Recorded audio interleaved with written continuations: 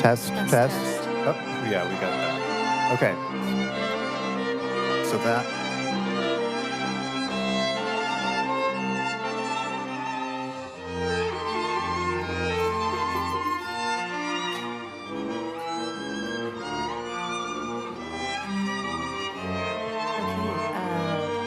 A little bit of sound check for our folks online. Can you hear the audio? Perfect. Thank you so much. We are navigating some tech issues, and we will get started just as soon as possible. And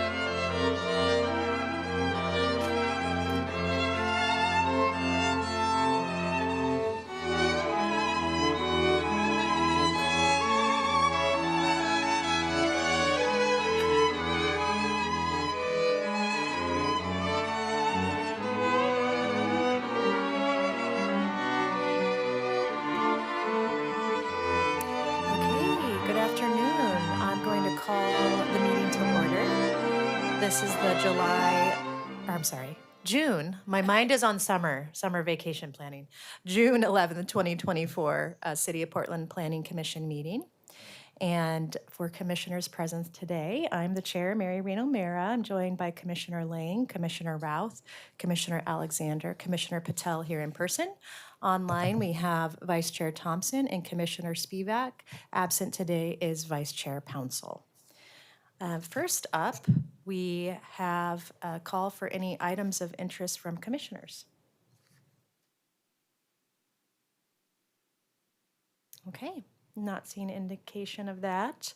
We do want to confirm the land subdivision code letter, right, going to council, that just a general approval for that to move forward, and I'm seeing a general consensus on that. Thank you. Patricia, do we have a director's report today? Good afternoon, Commissioners. Patricia Diefendorfer, for the record, Chief Planner, Bureau of Planning and Sustainability. I don't have anything to report today, and I know we have a very big agenda, so I think I'll go ahead and let us get started on that. Thank you. Thank you, Patricia. Okay, let's move on to our consent agenda. Consideration of minutes from both the May 21st and May 28th meetings, and the street vacation request of the Southeast Madison site. Do we have a motion? So moved. Okay, Commissioner Alexander, is there a second?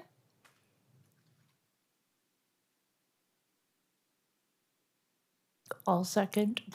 Commissioner Routh, thank you. Okay, all in favor? Aye. Aye. Okay, consent agenda is approved. Up first as an item of business is the Southeast Oak Street vacation. This is a public hearing and recommendation.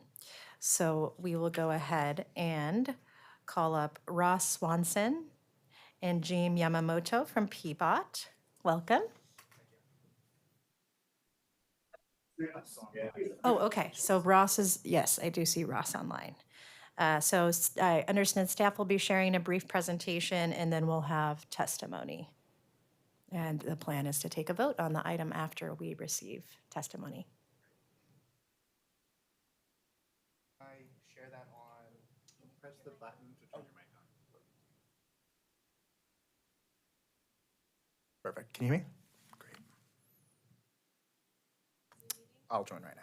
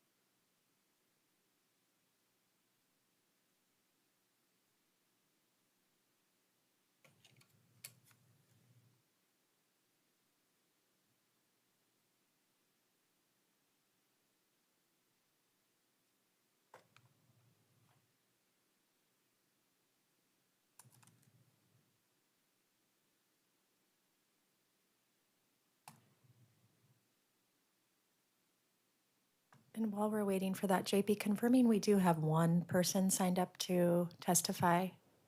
I didn't receive a list, but I see the note that we've got one person. That was all, but yes, one Okay. testifier. In person or virtual, do you know? I believe it's virtual. I was Okay. just double checking about that. Okay, thank you.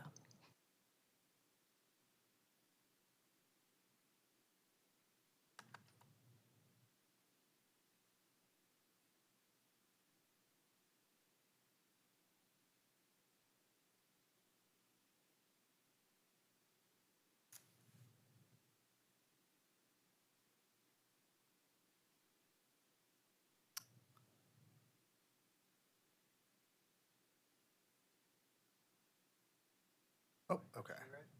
Looks like if you could just let me share my screen, we should be good. Okay.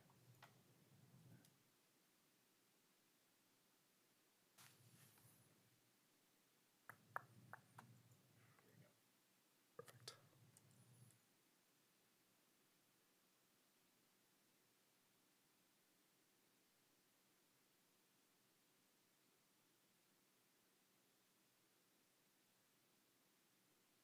Everyone see my screen?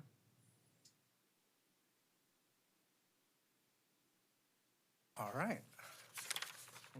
Good afternoon, Commissioners. My name is Gene Yamamoto. I'm a right-of-way agent with the Peabody Right-of-Way Acquisition Division. Also here with me online is Ross Swanson, as well as Ari from Peabody Planning as well. Just want to walk you through a quick presentation here about the Southeast Oak Street street vacation that we have going on over in East Portland. I'll walk you through, a couple slides that'll introduce you to the area, and then kind of the work that's already been done to activate the space. And I have a few pictures for you on the current conditions, basically all the work that's been done to activate the area. And then we'll talk about the path expansion that's going to be happening on the north side to help activate the area and then allow for bikes to pass through the area. And with that, after that, we'll move into comments and questions. So here's the street vacation area. You can see it's just under the Laurelhurst Park between Southeast 37th on the west side and then Cesar Chavez Boulevard on the east. Here are the various additions that we've put into place already. Peabody Parks entered into an MOU a couple years ago to be able to activate this area. There's issues with camping, illegal parking. So by blocking off both ends of the street and then activating the area, we're able to alleviate a lot of those issues for the neighborhood. Working from kind of right to left here, you can see there's a pump track for bikes on the right, that kind of orange bit, and then a skate ramp in the middle, and then a few pickleball courts there on the left side. And obviously, along with that, there'll be benches, garbage cans, and bike racks. Still, there's a possibility of installing like a Biketown bike rack here on the left-hand side. So here are the current conditions. You can see both sides of the street have been temporarily blocked off. Here at Cesar Chavez, the plan is to turn this into a permanent closure. It's a fairly busy street, so we don't want anyone accidentally turning in from there. And then on the Southeast 37th side, this will be a removable barrier so that maintenance trucks and whatnot can get in and out as necessary. Here's some pictures of the amenities. You can see the pump track here on the left, and then the pickleball courts on the right. And there's the skate ramp that you can kind of see in the background of both images right there. And as I mentioned, the biggest issue that we've kind of run into here was how do we make sure that Oak Street can still be a continuous way for bicyclists to get through. So while there's not enough space to go through the Oak Street right-of-way now, as we've installed all of the amenities in there, the solution was to open up the path to the north that runs through Laurelhurst Park so that folks can get through on their bikes. We'll be increasing the path width to 12 feet and then adding this little right angle connector here for bikes to be able to make that turn easier. And on top of that, we'll allow for 24/7 access for bikes and peds to move through that section of Laurelhurst Park since the park closed at night. So we want to allow folks to still be able to use that. There is a fairly narrow sidewalk on the south side of the Southeast Oak Street that runs right along there. Due to the street trees and just kind of the general narrowness, it's only really good for pedestrians. So that's why we would be expanding the path to the north for bicyclists. And with that, that's the end of my presentation. If you have any comments or questions for myself or Ross, happy to answer those. Thank you for that presentation. Commissioner Lane, go ahead. In our packet, I was looking at Exhibit 5, and I wasn't aware Johnson Creek runs through Laurelhurst Park. Is that true? Yeah, I believe so, yeah. Really? Okay. This aerial map does not look like Laurelhurst Park. Did anybody see that? I had the same question. As with these projects, you have to go to the end to see the map. So I looked at the maps and said, "What project is this?" That's not right? Okay. I thought maybe there was more to the story. Is there an error on the map? In the packet In the packet? that was sent to us, there's some aerial photos of a different area. So I just wanted to make sure that I wasn't, Yeah, and I'm 9481 Southeast. okay, thanks, that's, I just wanted to make sure. Do you want to see additional maps? No, I just want to make sure that Okay. Johnson Creek does not run through Lower Not Hurst sure, so apologies for that. I'm not sure how that happened, but if you have any additional information, if you have any additional questions or you want anything else answered, please let Well, us know. I do have one more Okay. question as it relates to the park. Is this considered a park expansion to add capacity? Yeah, so the right-of-way would be turned over to Parks and Recreation so that they can, and on the maps, you can kind of see it's between the main area of Laurelhurst Park and then the south side, kind of the small playground. So yeah, it'd be basically an expansion, basically bridging those two areas. Okay, thank Yeah.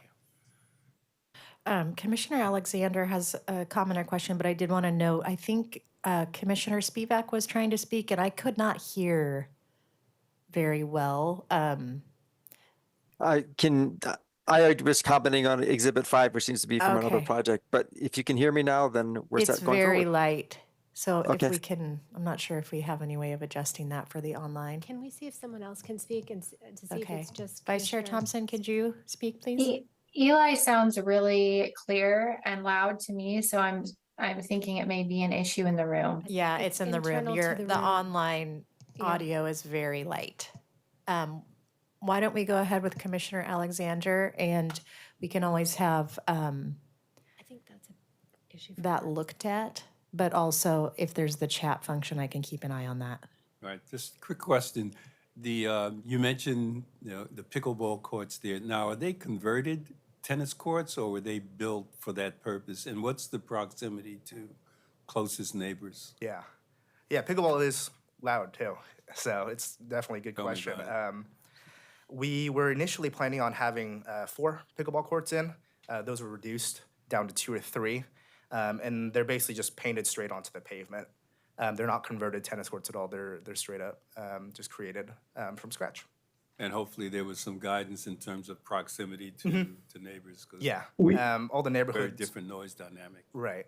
Yeah, there's no, homes, luckily, there's no homes directly on that street. They're a block over, but all those neighbors were, talked to and considered when we were trying to put those in. And we definitely listened to community feedback in the number of courts that we put in, just so that we tried to leave an open gap. They're initially going to be 4, so we reduced that number down to 3. And that opening basically allows for the less sound to travel to the houses on the other side. Okay, thank you. Okay, are we ready to retry the online audio? Yeah, I'm afraid that they're saying that they can't control that in there, so we're trying to reach Okay. BTS again. But maybe if we could just try to get folks to speak a little bit louder in the Okay, meantime. yeah, so for our online guests, if you could please just speak up. I think Commissioner Spivak, you just had the similar question to Commissioner Lang, correct? Not an additional.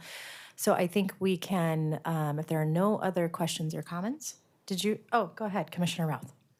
I'm just curious, and I will just be transparent. I did not look at this exhibit, so I apologize if this is already in the materials.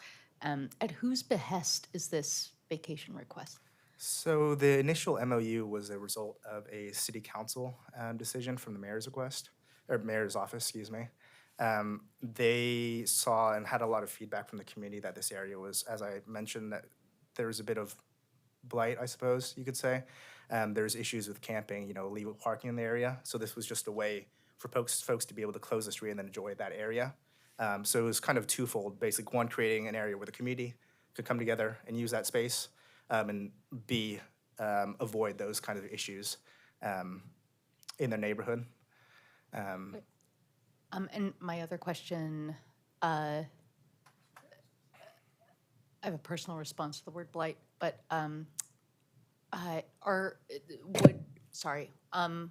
would this be a diversion to bicycles, or would that be a fall through? Would there have to be a turning?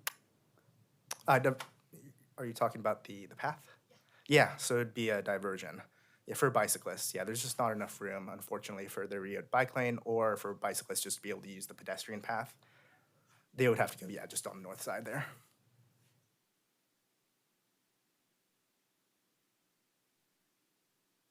Commissioner Alexander? No.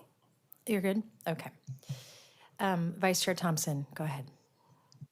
Can you hear me okay now? It's still very light. If you could speak up. Okay, I'll try.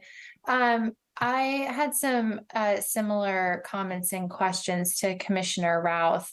I was looking at the criteria in the staff report, and the first one indicates that there is no need, like the space is not presently needed. And I just wanted to better understand who we're referring to when we talk about the need there, because I am not real familiar with the current condition, and I believe that the photos that you shared, if I understand correctly, the pickleball courts and the ramp are in currently, is that right? That's correct. Okay. Yeah, I know that this has historically been used as a camping place, and so I think we could talk about the benefit of having the park be usable for park and recreation purposes, but we should also just be transparent and honest about the myriad perspectives about how this space has been used. So I just want to make that comment. And then I don't really have a good sense for how bikes currently use or used the street. And the diagram that you showed, it just wasn't really clear to me that a lot of thought had been given about how bikes would actually come into that existing path, and then what that looks like on the east end of the park when they come out, you know, out onto Cesar Chavez. And so if you could provide a little bit more context on how some of that is working, that would be great. Thank you. Yeah, specifically for the east side, obviously on the west side on 37th, it's pretty self-explanatory. We would be adding that right-angle connector on, and then it would come out onto Oak Street and 37th. On the Cesar Chavez side, we're still in development on kind of how we want to structure that intersection. I think Ross is here as well if he wants to provide some additional comments. This is Patricia. Would you mind showing a map? Yeah. I think it would be helpful if you could show a map and speak to these movements on the map. Thank you. Hi, everyone. Hopefully you can hear me. I'll try and talk as loud as I can. I'm in an echoey room here in the Portland building. The audio is fixed, so no need to speak up anymore. Thank you. Oh, great. I can hear you good. Perfect. Okay, so I'm the Capital Growth Program Manager for the City of Portland's Parks and Rec Department. I want to give some context. One block to the north is Ankeny, which is the long established city bikeway. So one block to the north, you have that. One block to the south is you run into Stark Street, which of course is not necessarily bike friendly. So this is a path that has no bike designation on it. Oak Street being that, but at the same time, it's frequently used because, as you all know, Laurelhurst Park breaks up the grid substantially. It's just based on the geography of it. So what our intent is that on Cesar Chavez, we are going to finish the curb and gutter that is not there, right? Because as it's always been a turning street. So we would finish the curb and gutter going north to south. And at that point, we have not had enough of a conversation internally to how you would get bicycles to cross if they were going to continue to east. But as of right now, and in the past, they've never had any enhanced crossing at that situation. The assumption's always been that they went to the north to Ankeny Street, where they would have it being the Bike Boulevard Street. So I guess to answer your question is we haven't quite figured it out, but at the same time, it won't be much different than it was in the past 2 years ago.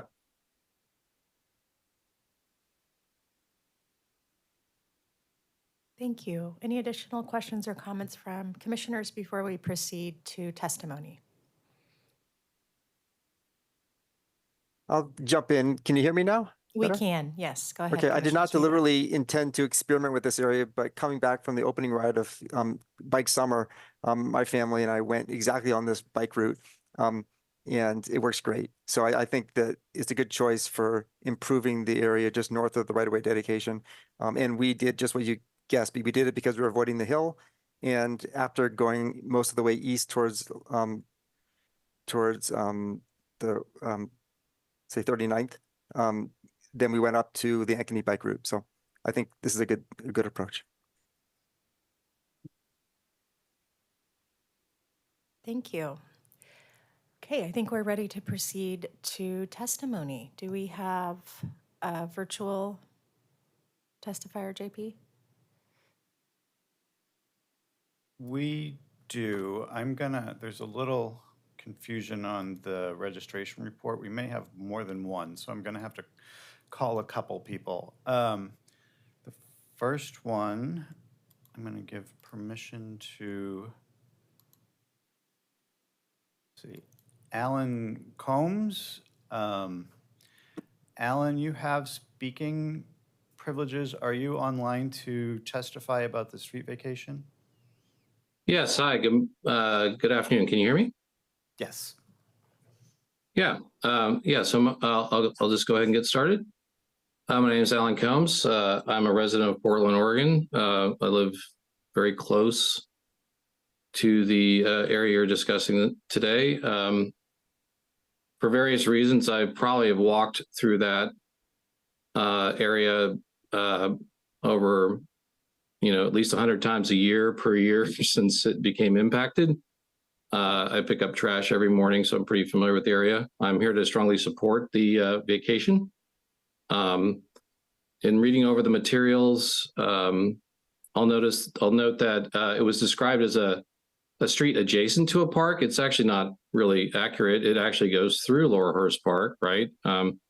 There's the traditional Laurelhurst footprint, and then there's what's usually called the annex to the north. So you're actually joining two parts of a park, and I don't think that benefit's really been identified. If you look at the area that's getting vacated relative to the size of the annex is about 17%. So this is a 17% adder to parklands eventually when the parks take it over. I don't think that was really recognized. And I think if you look at over a longer history than maybe what was going on in, say, beginning 2018, this was a street that was just basically used for parking, a street that broke up the park into two parts. Pedestrian access across it was an issue. There's a dance hall there, a parks facility that's now being used as a preschool. There are tennis courts. There's a soccer field. So all those uses are highly compatible with what you're going to do with the land once it's vacated. And again, I don't know if that's really being recognized in the discussion. And I am a regular biker, and I will note that street was really not acceptable for biking before the vacation. Yes, it was on the Parkways route one year. And yes, it's a public street, but nobody would want to ride down Stark Street just because of it's not a great place to cross Chavez Way. So the new plan, which actually, as described today, uses a right of way through the park, right? I think that's what it's describing. That's hands down a complete improvement of what you had. So I think there was some discussion about whether you were somehow giving up something by giving up the street. But I would argue as a bicycle rider, you're giving up nothing by capturing that into part of the park and just giving some other way to ride your bike through Laurelhurst. With that, I'll just wrap up. Say I strongly support the vacation. And there are many impacted parties, but I think if you look over the arc of time, these parks have existed for basically 100 years. This is an improvement that should have been done decades ago. Thank you. Thank you for your testimony. The next. Oh, and before I hang up, thanks to the city staff for pushing this forward. It shouldn't be this hard, but thank you. All right. Thank you. Okay. TJ Browning, are you online to testify on this matter? You should have permission to speak if you'd like to. You'll have to unmute.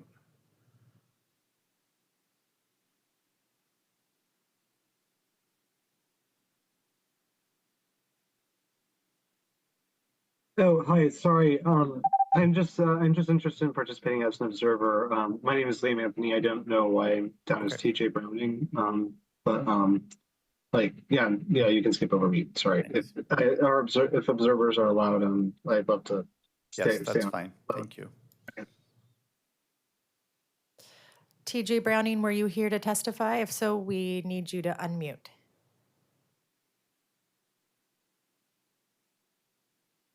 Okay, so that is the extent of the testimony for today. Is that right? Those are all the people that are online, are here.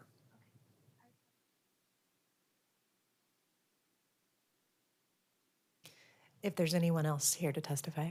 Yeah, or is there anyone here in person or on otherwise online who wish to testify on this street vacation item?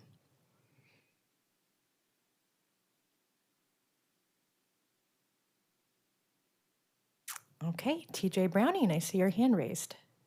If you can please take yourself off mute, you will be able to provide your testimony. I'm off mute. You guys kicked me off when you disappeared. I had to reboot you. I'm Okay. sorry.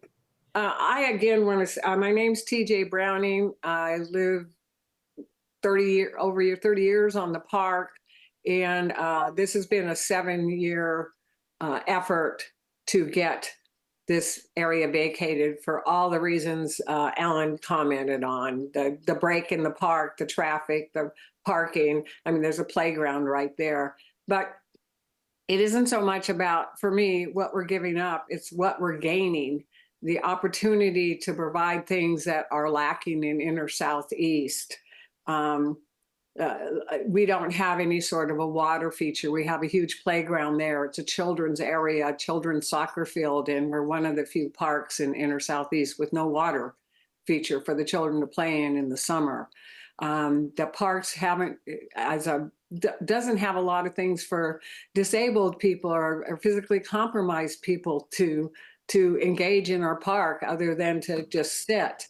This is a wonderful opportunity to put some concrete chess tables in there, or something that engages people who aren't necessarily wanting to or able to do a lot of physical activity, but still want to enjoy a park. And this is an opportunity to address all kinds of issues on inner Southeast that, the density has come up.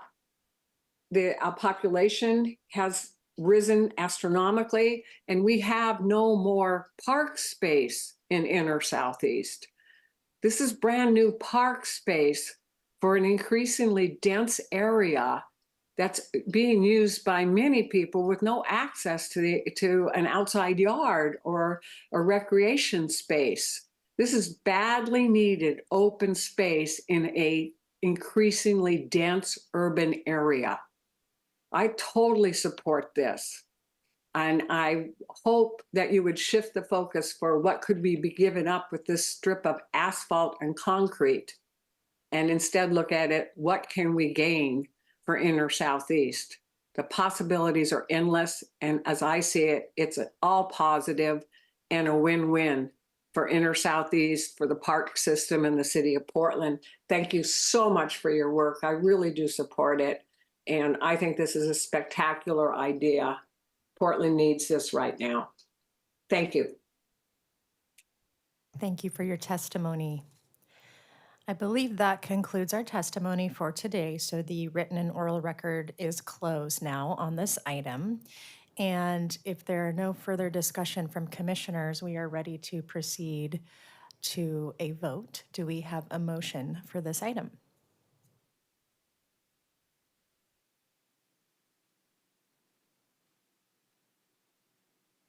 I'd move to support the street vacation at Southeast Oak. Okay, Commissioner Lang, do we have a second? I second. Commissioner Patel seconds. Any discussion? Okay, JP, could we have the roll call, please? Certainly. Commissioner Lang, Aye. Commissioner Routh, Aye. Chair O'Meara, Aye. Commissioner Alexander, Aye. Commissioner Patel, Aye. Commissioner Thompson, Aye. and Commissioner Spivak. Aye. Thank you. The motion carries. Thank you for your presentation and for all of the work on this item. Okay, next item on the agenda is a work session for the Montgomery Park Area Plan. So I will call up Ryan Singer, Barry Manning, Joan Frederickson. And as they're coming up, ask for any items of disclosure from commissioners. Commissioner Lang? I am still on the streetcar board. Thank you, Commissioner Lang. Any additional items for disclosure related to this item? Okay. Welcome. Commissioners, Pardon, go ahead. Patricia Diefendorfer for the record. Just for the record, just wanted to note that there were a few people who signed up to testify for this item, but as we know, this item, the public hearing and testimony has been closed on this item. So we do have members who are potentially watching here in the audience or online. I just wanted to note that for the record, that there is no further public testimony on this item at this time. Thank you, Patricia. Okay, welcome to staff, and we will proceed to the presentation for today. We do plan on having this item continue to the June 25th Planning Commission meeting, which is an evening meeting. So this is part one of the work session today.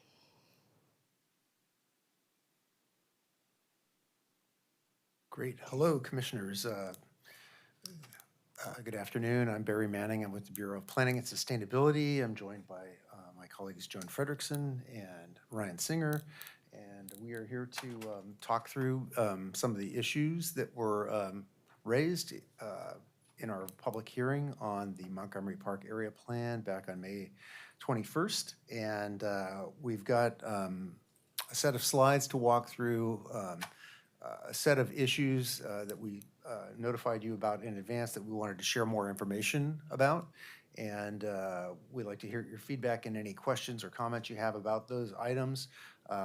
They are, will be proceed the next group of items that we plan to address on the, I think the 25th of June. And hopefully at that point in time, where we have more time, we'll be able to have a robust discussion and potentially come to some conclusions on things. So we're going to go ahead and launch in, and if JP can help me share, I can figure You that should have sharing Okay. permissions now. There you go.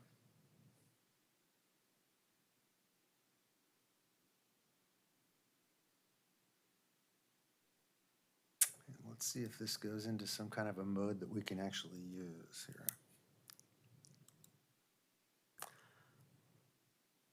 Can you all see a screen there? You can see it. Great. So we're going to go ahead and launch in. So today's topics that we had planned to talk about were housing and affordable housing. We're going to walk you through what's being proposed in the zoning and review lightly how it relates to the proposed benefits agreement that's currently a term sheet that you've been made familiar with. We're going to talk a little bit about industrial land and the employment opportunities analysis and how the proposal affects industrial land in the area. Questions were raised and comments were raised about the type of benefits agreement that we're working through, and we'll talk a little bit about that. And then we'll also talk a little bit about testimony you all heard from the York group and had questions about. So we'll go through those 4 topics today. The next steps on it are at the bottom of the screen. In our next work session, we will talk a little bit more about value capture and public benefits, which were raised by the commission, and equity and investment as well.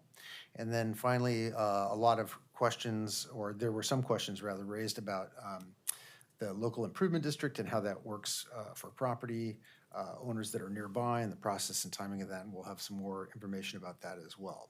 So that's what we have planned. And then on July 9th, we have another work session scheduled if needed. We'll see at the end of today or maybe next time where we're at with that. So does that look okay with everybody? Is that your expectations? Okay, great. So the first topic that we're going to talk about is housing and affordable housing and how the zoning code deals with that and how that relates to the public benefits agreement that is being developed and again is in term sheet form right now. So the commission heard testimony from folks about housing and affordable housing and the amount and method of getting that.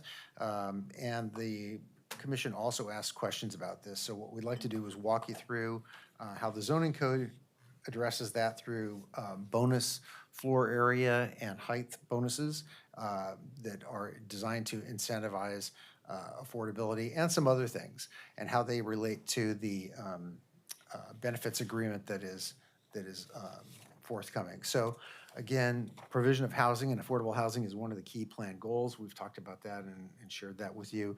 The zoning code has a new plan district called the Von Nicolai Plan District that is linked, that provides a structure of floor area and height bonuses, and that's in the third bullet there, but also is linked to a public benefits agreement, particularly on the large sites, and I'll show you where those are. And to the left, you'll see the map of the Von Nicolai Plan District, map 591, which is in the code packet that you have in volume 2, that shows several sub-districts that are within that plan district. And I'll be going through how the code works in each of those. So just really quickly, as I mentioned, the plan district is divided into different sub-districts to evoke different outcomes, and because the different places are starting from different places in terms of their development. In sub-districts E and F, which are shown here on this map to the left, E being the area between Northwest 23rd and Northwest 24th, and F being the area between Vaughan and Wilson. These areas have a base floor area ratio of 2:1, so that means that one could build 2 square feet of building area for 1 square foot of site area in these areas as a base. That covers all the allowed uses. In order to incentivize affordable housing or some other desired outcomes, including more employment space, we're providing bonuses. In this case, we're providing a bonus for inclusionary housing of an additional 2:1. So a building that was up to 4:1 floor area ratio would need to meet inclusionary housing requirements in these districts. A building that's over 4:1, and the maximum in this area is 5:1, would need to provide additional affordable housing. And that additional affordable housing would be provided at 12% of the units being affordable to families making 60% of the area median income. So a slight addition of affordable housing units in this area for the larger developments. These two areas, unlike some other areas, are not subject to a public benefits agreement. They are primarily small lots.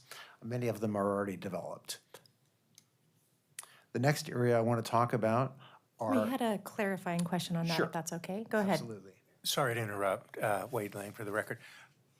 So inclusionary housing at 4:1, the 12% at 60%, is that on top of the inclusionary component? It's the total would be in addition to? 12%. It's 2% in addition to the 10. So normal inclusionary housing would be, we've been characterizing it as 10% at 60% median, but it could Okay. actually be 80, So, 80%, 20% at 80% of median. That's family what income. I understood it to be. So this is referencing 10% at 60.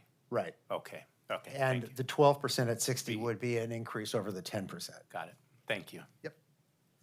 Just to clarify though, not an additional 12%, right? Like a No, it's an total of additional 12%, so an 2%, yeah. additional 2%. Yes. Yeah. And that's to acknowledge kind of that bigger bump in floor area ratio that is allowed. And those numbers were, go ahead. Oh, I'm sorry, I have a clarifying question too, but I didn't mean to interrupt you. Sure.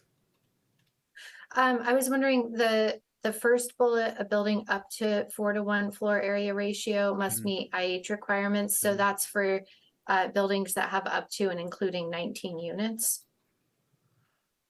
If they're under 19 units, they would still not be subject to inclusionary housing by our current laws. But the buildings that would be subject to inclusionary housing would be subject to it up to a 4-to-1 floor area ratio. So maybe Yeah, I could guess just- I'm having a hard time understanding where the bonus comes in. If the base FAR is 2-to-1 and we're talking about 4-to-1 scenarios and what that means from an inclusionary housing standpoint, once you meet those thresholds, I guess I'm just not quite understanding. We are Maybe I could just do a quick, just provide some additional information very quickly. So the state law requires that there be some incentive for the affordable, even inclusionary, at the required inclusionary level. So this is essentially much of what we're discussing as it relates to the zoning, and then there's some nuance about how the zoning works with the public benefit agreement, is almost like 2 tiers. You can think of it as 2 tiers. So the base is 2-to-1 currently, and it doesn't allow housing at all currently, and maybe staff can correct me if I'm It does. Okay, in this area? Yeah. Well, not all of this area, it does. But okay, maybe let me step back from that. It doesn't matter whether, the base is 2-to-1. Oh, so I thought we were talking about proposed, sorry. Yeah. And, okay. And then there's an ability to bonus up to an additional 2-to-1. And for that, you have to do a minimum of 10% of the affordable as, 10% of the units as affordable to 60% AMI, or they would have the option, I suppose, also of doing 20% at 80% AMI, just per the code. And then what's more unique about the zoning here is that any project that's above 4-to-1 would have to do 12% of the number of total units as affordable, and it has to be at 60% of AMI. So that's what the tiering system is achieving here. If that hopefully that helps, Vice Chair Thompson. Yes, thank you. Great. Thanks, Patricia. In the next subdistrict, I'm going to move on to C and D, which are, D is largely the former ESCO site, and C is largely the American Can site, which is associated with Montgomery Park, but is a separate site. And in these subdistricts are associated with the benefits agreement that would work for the ESCO site, the American Can site, the Montgomery Park site, so those are B, C, and D, and part of F. In these subdistricts, the base FAR is 2-to-1 also, so that's the starting place. And we're providing an additional 1-to-1 floor area ratio as that offset for inclusionary housing. So that a building could go up to 3-to-1 and just need to meet the inclusionary housing requirements.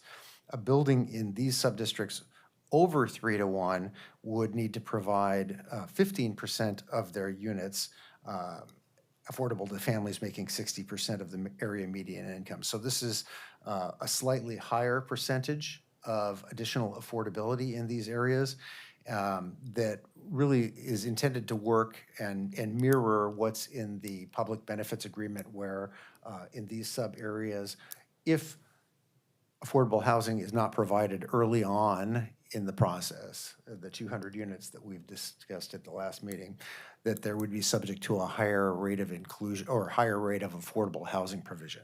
So this is mirroring and supporting the provisions of the benefits agreement that is intended to work together with this. Questions about that? I do have a little bit more on this in the next slide. So, and I've said some of this. Again, in subdistricts C and D, after 200 units of regulated affordable housing are built within 7 years, and that target is at 60% MFI per the benefits agreement, the floor area ratios in this C and D would change, and they would become more akin to what the base normal EX floor area ratios, are, and the base would increase to 3-to-1, and there would be an IH bonus at 2-to-1. So the idea here is that in these subdistricts, until those 200 units are built, there's a higher zoning requirement for the additional floor area, and that works in concert with the benefits agreement. After those 200 units are built, then the floor area ratios would change to a more conventional EX floor area ratio structure for these two subdistricts. Maybe if I could, Patricia Diefenhofer, just make one clarification there. So in essence, these two sub-areas, the base FAR is lower. And in order to get those 200 units of affordable housing, ideally early on, like they would be developed first before market rate housing. Once that happens, then the base floor area actually goes up by one additional 1-to-1 FAR. So hopefully that's clear. If those units, those 200 units are not built first, then the lower base FAR would remain in place, and then they would be required to do the 15% of the units as affordable. Question on that. Do the IH units count towards the 200 in the scenario that the private development happens first? And we've got, maybe several developments that are adding up to those 200? Yeah, so that could be a scenario as opposed to, say, a regulated affordable housing project that's providing 200 units. Right. Okay. Could go either way. Either way. In the zoning code, yeah. And those 200 units, if they were built up front, would serve as a bank of IH for 2,000 market rate units. So that's the way this is intended to work. Nikesh Patel for the record. I have a clarifying question. This is all subject to subdistricts C and D are subject to the public benefits agreement. What's the term length of the benefits agreement being considered currently? Currently, the term length is 10 years. Okay. With the ability, like every agreement, to be extended by mutual agreement of the parties.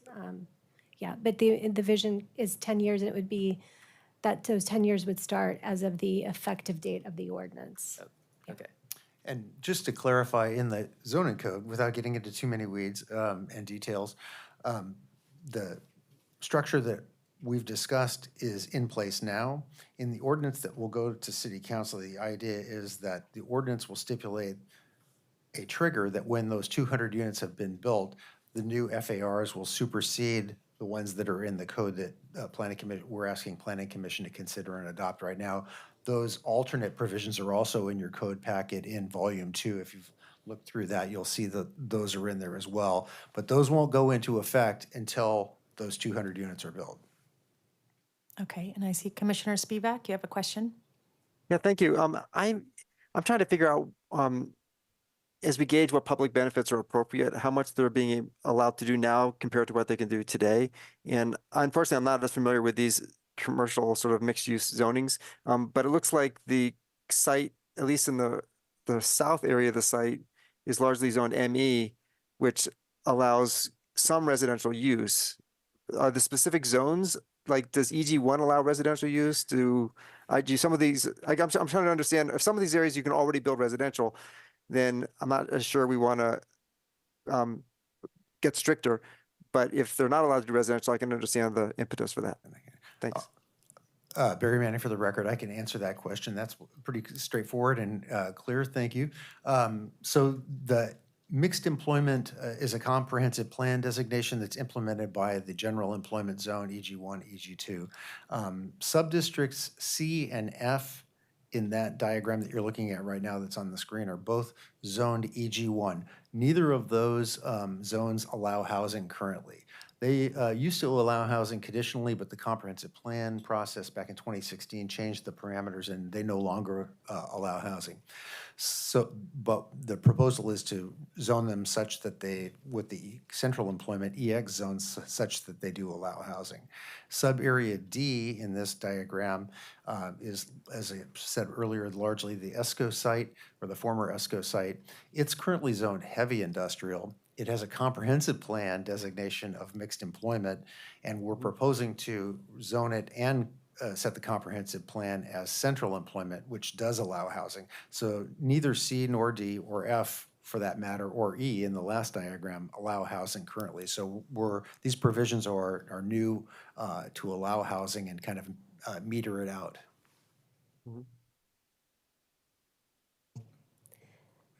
Just one additional note, just to answer your question further, Commissioner Spivak. So to your point, and that's why we've divided the sub-areas in the manner that they've been divided, and we're addressing them in this manner, is because the only one that currently allows housing is sub-district B. And so so that will, Barry will hit upon that next, but we're not doing what you were, I think, trying to figure out if we were trying to be more restrictive with the areas that are already allow housing. Yeah, we are not being more restrictive in these areas. And Patricia, that's a great segue. Sub-area B is the next on my list. This is largely the Montgomery Park site, the site of the Montgomery Park building, parking lots and some parking structures. This area is currently zoned to allow a variety of uses. It's zoned central employment, EX, and it currently has it's not stated here, it has a base FAR of 3-1, and it allows a 2-to-1 bonus for inclusionary housing. And our proposal is not to change that base and bonus structure right now. That's the current entitlement on that parcel. So the base FAR would stay at 3-1. There would be a bonus of 2-to-1 for inclusionary housing, so a building up to 5-to-1 would need to meet inclusionary housing requirements. We are providing an opportunity to go above 5-to-1, up to 7-to-1 in this particular sub area, and we're providing two mechanisms to allow that. One is through a service adequacy review, which is structured as a bonus, another 2-to-1 that could be built here.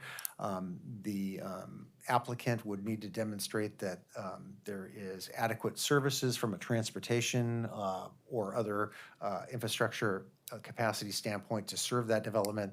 The other way one could get above 5-to-1 and to 7-to-1 in this area would be to transfer floor area from other portions of this plan area into this site, not from outside of the plan area, just internal to this new Von Nicolai plan area and these sub-districts. So one could transfer floor area into this area, but we're trying to keep in check and in balance the transportation system impacts based on the amount of floor area and growth we're anticipating.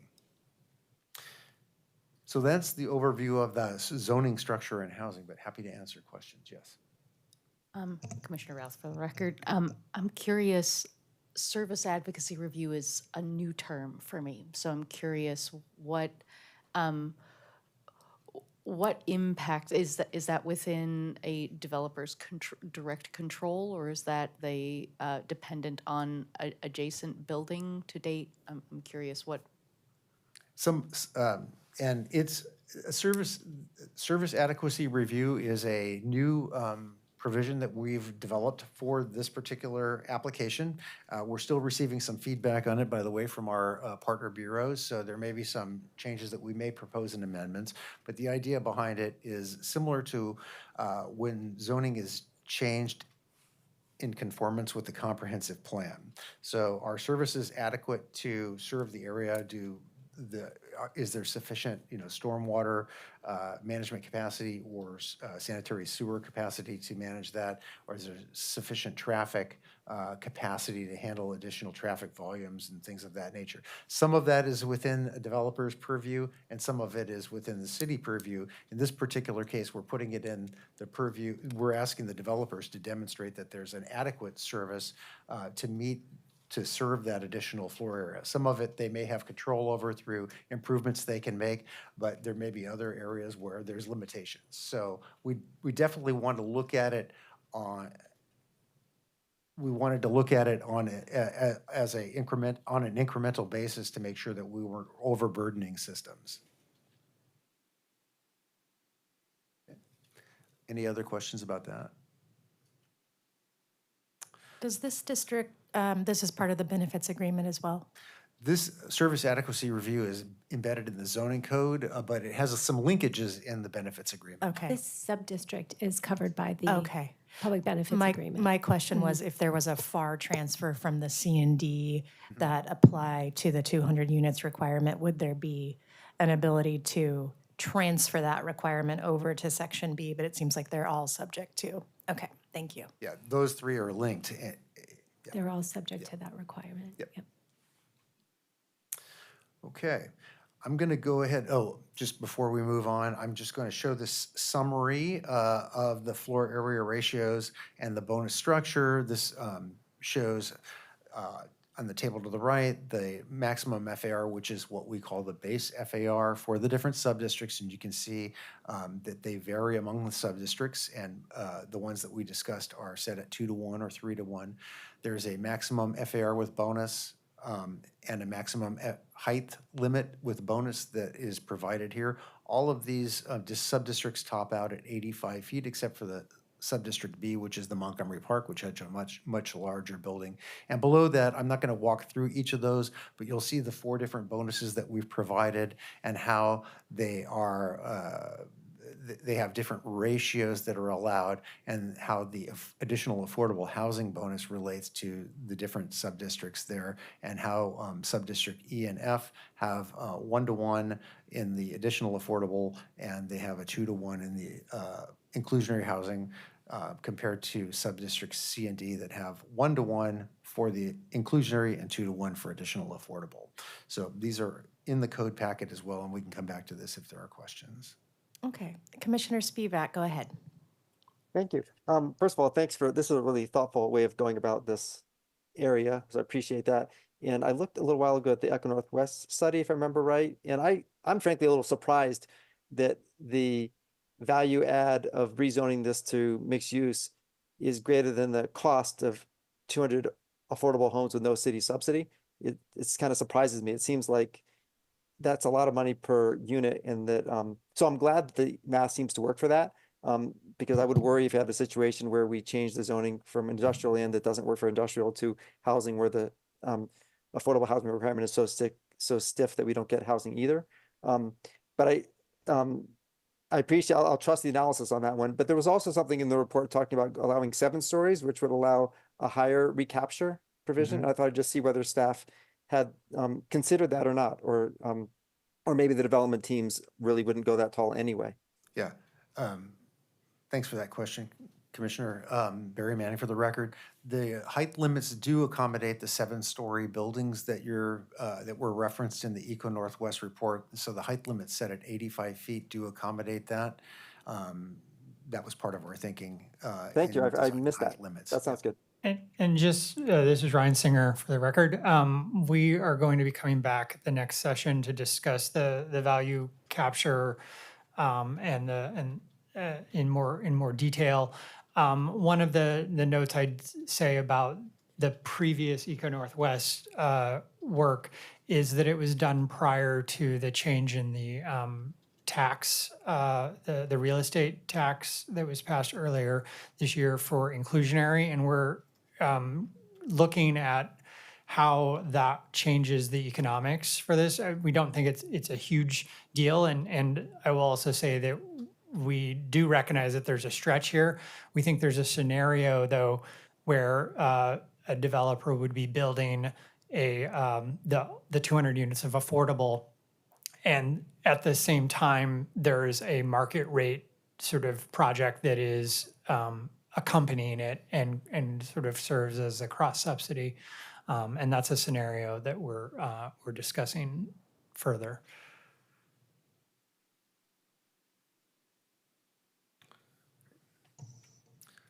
Okay, I think I'm going to go ahead and move on, if there's no more questions about this, to a little bit of the discussion of the employment industrial land. Ryan's going to talk a little bit about the economic opportunities analysis, so I won't go into that in detail, but I will just cover the changes that we're making and talk about the acreages and how we see them working out. So just first off, in terms of how we treat it in employment and industrial land, in recognition of the fact that the city does have a tight supply of employment in industrial land and needs that land for jobs, we were very mindful in our approach to the changes. So one principle was to really limit the amount of industrial land conversion. And earlier on, we showed you the original study area, which was much larger, included the 18th and 19th streetcar alignments, and went on both sides, north of Vaughn Street on both sides of Highway 30, a much larger amount of acreage. And through the process, we reduced the amount of acreage that was under consideration for change pretty significantly, by more than half through the scenarios analysis. So we really tried to be mindful of the amount of acreage that might be changed and really focus it in areas where there was the most benefit. The plan area, the Montgomery Park area plan area, is within the Giles Lake Industrial Sanctuary area and has been identified as an area of transition since 2001, particularly the area between Vaughn and Wilson and the American Can site. And in 2018, the comprehensive plan changed the plan map to mixed employment in that area. Another principle was to maintain jobs emphasis in the plan area. We talk about a mixed-use neighborhood here, but we really want to see it develop as a mixed-use employment area. So we're including in the zoning code minimum non-residential space requirements. So new developments will need to include space for employment, retail, or other types of non-residential uses. That works in concert with a benefits agreement that has a middle wage jobs target and other offsets. And then we finally wanted to minimize the impacts to existing nearby industrial areas, and you heard testimony about that at the public hearing and about the concerns about that. So we are preserving and moving an employment buffer and establishing an employment buffer south of Nikolai Street, where housing will not be allowed to provide a transition between this new area and the areas particularly to the north, on the north side of Nikolai, which are in prime industrial areas and in industrial sanctuary zoning. And then we're retaining industrial zoning and maintaining a prohibition on residential uses in the area east of Northwest 23rd that was originally part of the study area. So we're trying to minimize change and protect existing industrial areas that are nearby. We are also aware of and consider state, regional, and city policies for maintenance of employment and industrial lands. The state Goal 9 requires an adequate supply of land, and the economic opportunities analysis connected to that. The region, Metro, has Title IV, which addresses employment and industrial lands and limits commercial uses, for instance, in designated and employment and industrial lands, and but also has policies in the regional framework plan that call for housing and other public goods. So we're working with Metro right now to reconcile how the plan works vis-a-vis the Metro Title IV plan. And then the city itself has a comprehensive plan that includes policies for conservation of industrial lands, but also calls for provision of affordable housing and growth in centers and corridors. So we're balancing all of these things as we move forward. So with that, I'm going to walk through, before I get there, a couple of changes in the zoning and show you how much acreage is changing.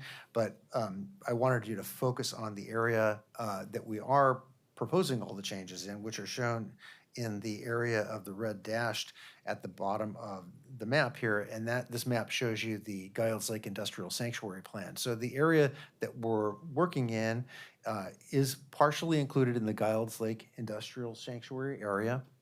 It's a relatively small part of it at the south end. It's shown there in that red circle. And it's been the area that's been subject to a number of changes over the years and evolving policy in that area. In 1980, in the original city's comp plan, it was planned for industrial use. About 20 years later, in 2001, there was a planning process called the Giles Lake Industrial Sanctuary Plan that identified the Vaughn corridor between Vaughn and Wilson for further study as a transition area, as a transition between the neighborhood to the south and the industrial areas to the north, and established the idea of the Iron Curtain on Vaughn Street. The Northwest District Plan in 2003 considered that area further and ultimately applied a mixed employment comprehensive plan designation to the area between Vaughn and Wilson to act as that transition between the heavier industrial areas to the north, the former ESCO site, and the neighborhood to the south. And again, that area is identified as a transition area. And then in the comprehensive 2035 comprehensive plan, the area was further reconsidered. The area that was identified as a transition and planned for mixed employment in the Northwest District Plan was actually zoned for general employment in the comp plan, and the former ESCO site and some other surrounding areas were set in the comprehensive plan as mixed employment. So there's been this evolution of this area over time, and we see the Montgomery Park area plan as a further evolution of this change. So what are we exactly changing here? So starting with subdistricts E, there's currently 17.5 acres that are designated industrial sanctuary in this area on the comprehensive plan, and we're proposing to change that. 9 acres of that would become mixed employment, shown in the light purple, ME, and about 8.5 acres of it would be central employment, shown as EX on this diagram. The next map is the area that I mentioned was changed largely in the 2035 comprehensive plan process. There's about 50 acres designated as mixed employment, shown in the light purple there. That allows office employment uses in light industrial and some smaller scale retail. And we're proposing to change a portion of that, not all of it. About 33.7 acres shown in the dark purple and hatched area within the black boundary would be proposed to be changed to central employment, EX, with a corresponding EX zone, which allows the same range of uses that the mixed employment does, but also allows housing. And about 16.3 acres would be retained as mixed employment, and that's still shown in that light purple adjacent to Nikolai. About 14 acres shown, again, outlined in black, but in dark purple, are designated central employment. This corresponds to the Montgomery Park site and a portion of the American Can site, and that allows currently a broader mix of uses, including residential. So again, the larger portion of the areas being proposed to align with the zoning that's currently in place on the Montgomery Park site. And then finally, we want to talk a little bit about the prime industrial overlay zone and prime industrial lands in the city. They relate to the zoning code. We have a K overlay, which is the prime industrial overlay, and it's currently applied to portions of the site that are zoned industrial. So within that heavy black line, you see the 2 areas in the plan district that are identified as prime industrial areas and have the K overlay. It's about 46.6 acres. Or 35.2 net acres, if you take out streets, that are zoned industrial that have that prime industrial overlay. And that relates to a land that's inventoried in the economic opportunities analysis and is shown on comp plan figure 6.1. And again, we're proposing to change the designations on that. About 21.3 acres would go to general employment, which again is that area along Nikolai. And 25.3 acres would go to central employment. Again, this is within that dark black line. And the central employment relates to the EX zone and would allow housing. We would be removing the K overlay zone from those 46 approximate acres or 35 net acres in this instance. So overall, how does this relate to cities' industrial land inventory and how much of a change is this? So the Montgomery Park area plan acreage is about 1% or less than 1% of the city's 14,000 acres of total prime industrial. And those acres of prime industrial are shown in that hatched area on this map.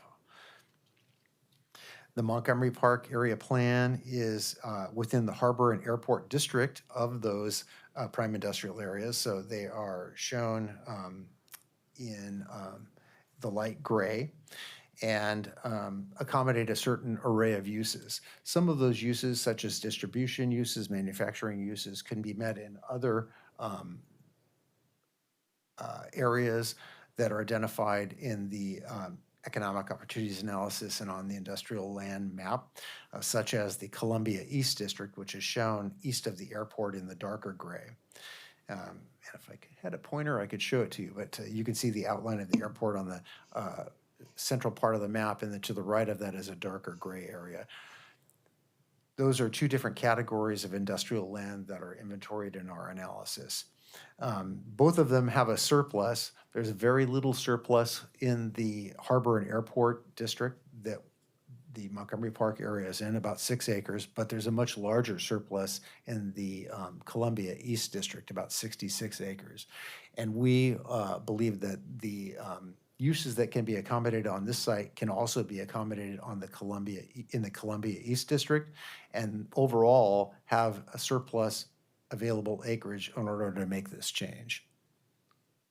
So I'd be happy to answer, since I don't have a pointer, I can't point out that area specifically for you, but I'd be happy to answer any questions you might have about that before I hand it over to Ryan. Thank you so much, Chair O'Meara. For the record, can you clarify that the loss of this industrial land does not need to be replaced in any other part of the city? Is that correct? It's our understanding that the acreage does not need to be replaced directly. There are other avenues to mitigate for that, and we've proposed some of them in the plan and in the benefits agreement. But what we're trying to show you here is that we think in the final analysis that the acreage that we have enough acreage of supply such that we would not need to replace it at all if we didn't need to. Thank you. And I know the economic opportunity analysis is in process. If this plan is approved, will that draft EOA need to be revised? Because essentially we are removing. I'll So- defer to Patricia on that. Thank you. Yeah. There is no draft EOA right now. That's the important thing, I think, for us to just recall, or keep in mind right now. We're conducting analyses, and we've got a process that we are doing some engagement with a collaborative working group, but there is no draft currently. And I think if we could just proceed with the presentation, we'll have a little bit more information for you specifically on essentially, sort of addressing the issues of why aren't we waiting for the EOA. So we'd like to get into that a little bit more methodically. Okay. Thanks, Barry. So I'm going to talk a little bit about the different types of agreements that are used to achieve development goals. I want to first state that there are not legal definitions for any of these terms. So the distinctions that I'm going to describe are based on research that staff has done into past projects in Portland or in peer cities. Some agreements that are called community benefits agreements look similar to what is proposed in Montgomery Park, and some do not. I will also say that I've worked in places where non-regulatory agreements are called business terms, restrictive declarations, and side deals, in addition to community benefits agreements. They are negotiated, enforced in a myriad of ways with varying degrees of success. A community benefits agreement, as they are typically known, are usually associated with a relatively well-defined development proposal and accompanied by public subsidy, financing, or publicly owned land. They are typically negotiated with a developer or institution and the community, however the community is defined. The city may or may not be involved in negotiations, but they are not typically a signatory to the agreement. A development agreement is typically between a developer and a public entity. These are usually done in conjunction with a well-defined project. The subject matter of development agreements usually deals with goals that are difficult to achieve through regulations. There we go. An example might be a company that moves to the city and either buys land from the city or accesses subsidy for the relocation. The company and the city may sign a development agreement stipulating a certain number of jobs be provided. Development agreements may be paired with zoning or other regulatory incentives, but they may not be. I've worked in New York City where there's a FRESH program that includes both tax breaks on equipments and low-income interest loans that are done through an agreement with a developer or business owner. And those are done sometimes in conjunction with floor area or height bonuses for buildings with grocery stores in certain neighborhoods. sometimes the developers opt to use the zoning incentives or not use the zoning incentives, but then they do access the financial incentives. The approach we are taking in Montgomery Park, where we do not have a specific project or even a developer, is what we're calling a public benefits agreement. In this instance, there's no publicly owned land, no funding mechanisms like a TIF district, nor is there really a project. We have a plan that allows a variety of future development outcomes. Despite these limitations, we believe that we can achieve the goals set by the plan through a combination of regulatory measures and an agreement between the two largest property owners in the city. The public benefits agreement would address issues that are difficult to regulate, like the timing of the construction of affordable housing and provision of middle wage jobs. It is also intended to be the vehicle for the coordinated provision of below-grade infrastructure, the provision of public open space, and the beginning of a process for the meaningful commemoration of York. We're using this innovative tool to meet the many goals of the plan, given the limitations, and believe that it is the right tool to capture some of the value created by the change in the land use regulations. I'm happy to have any discussion or questions on this.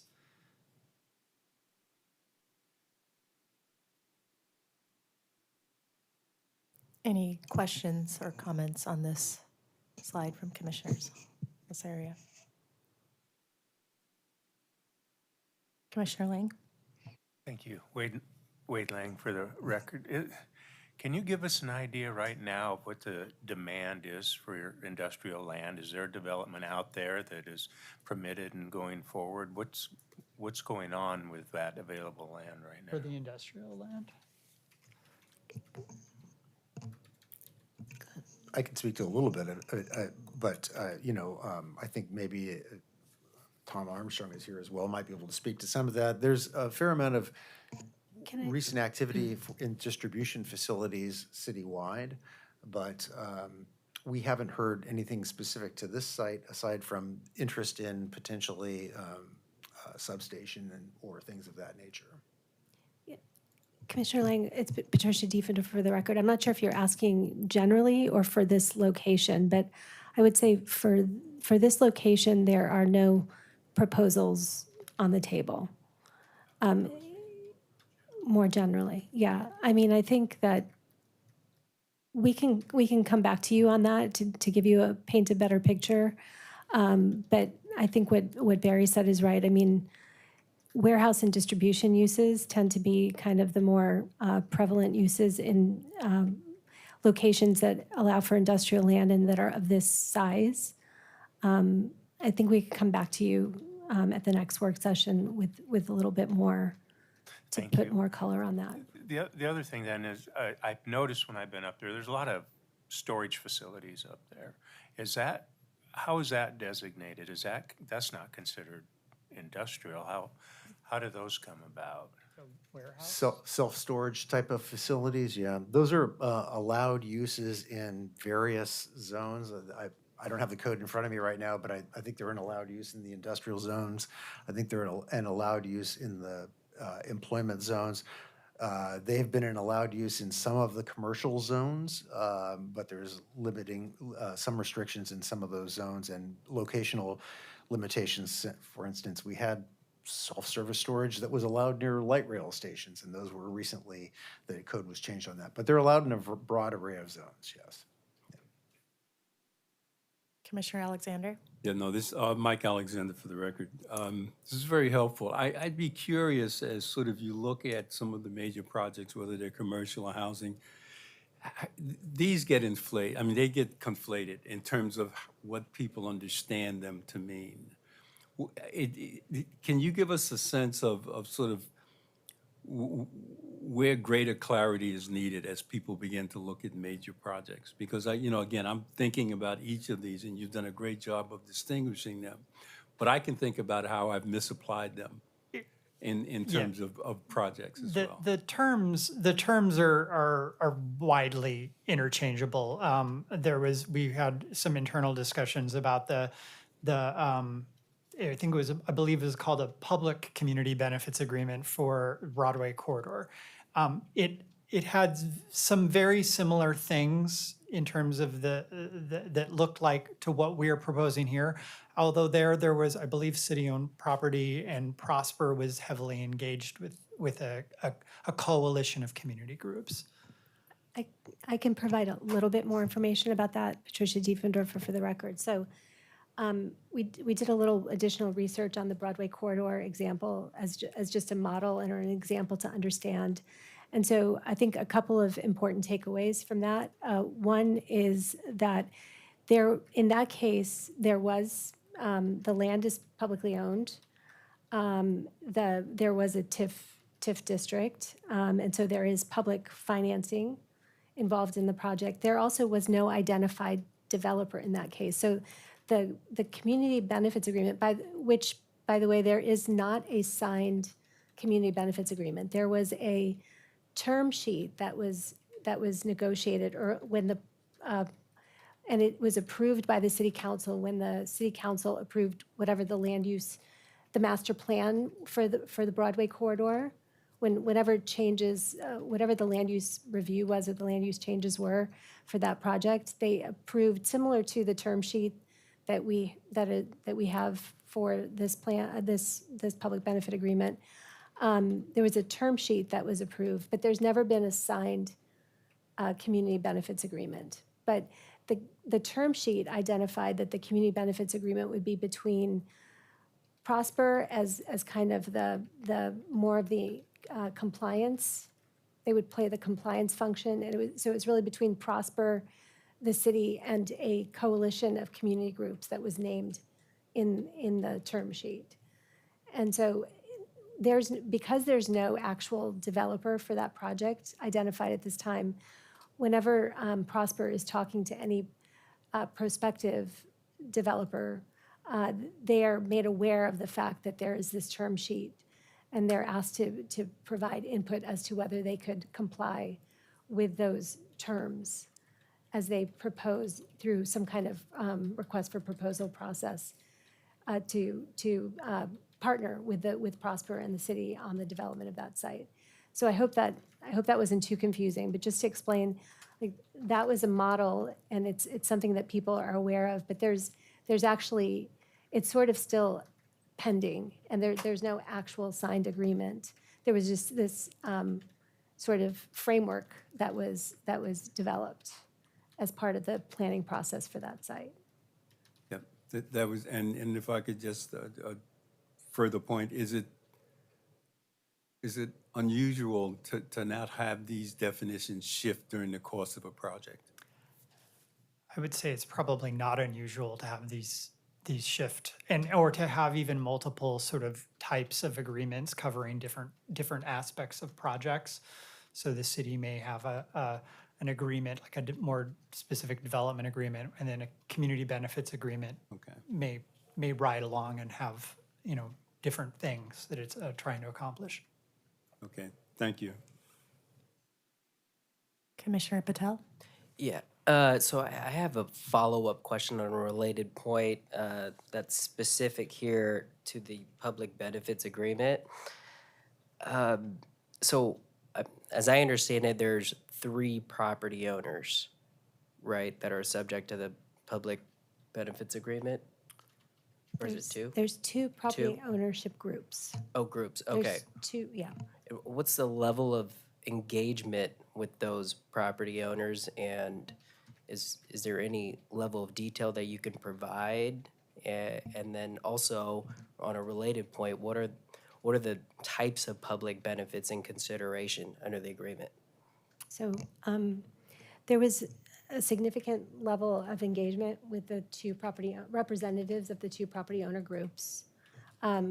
Conducted over many meetings that involved multiple bureaus and a representative from Prosper to help work through the ideas and the terms.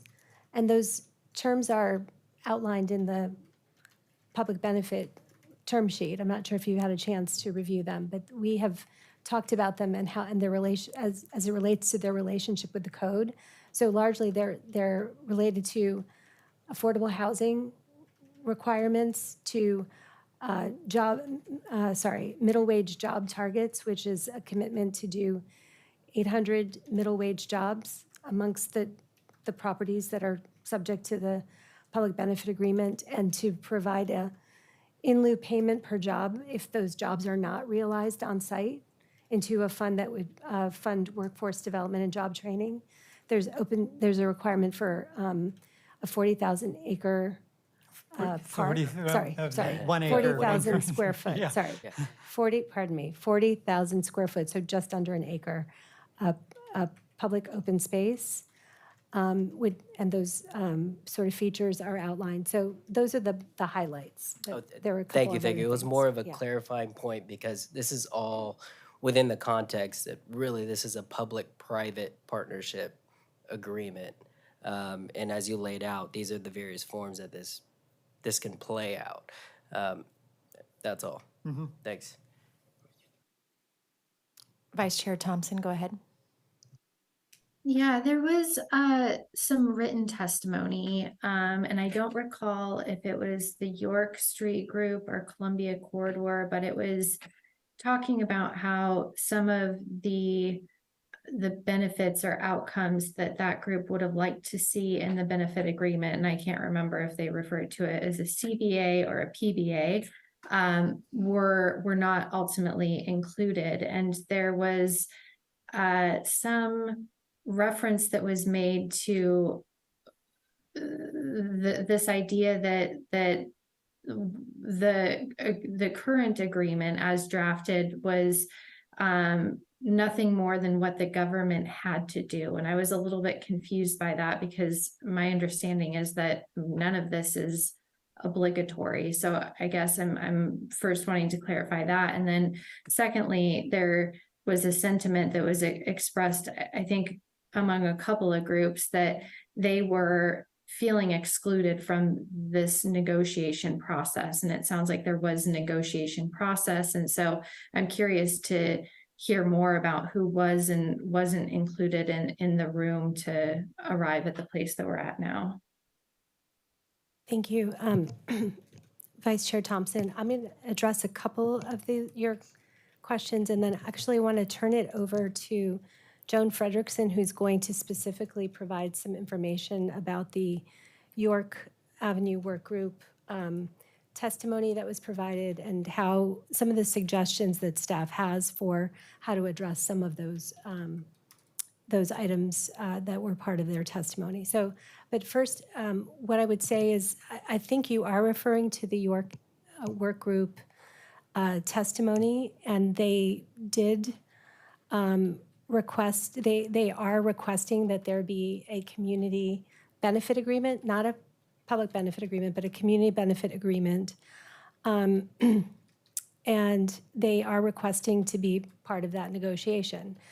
I think the sort of the city's response or staff's response to that would be that as we have described previously, and we're going to go into this a little bit more, these are not the typical conditions by when you would have a community benefit agreement.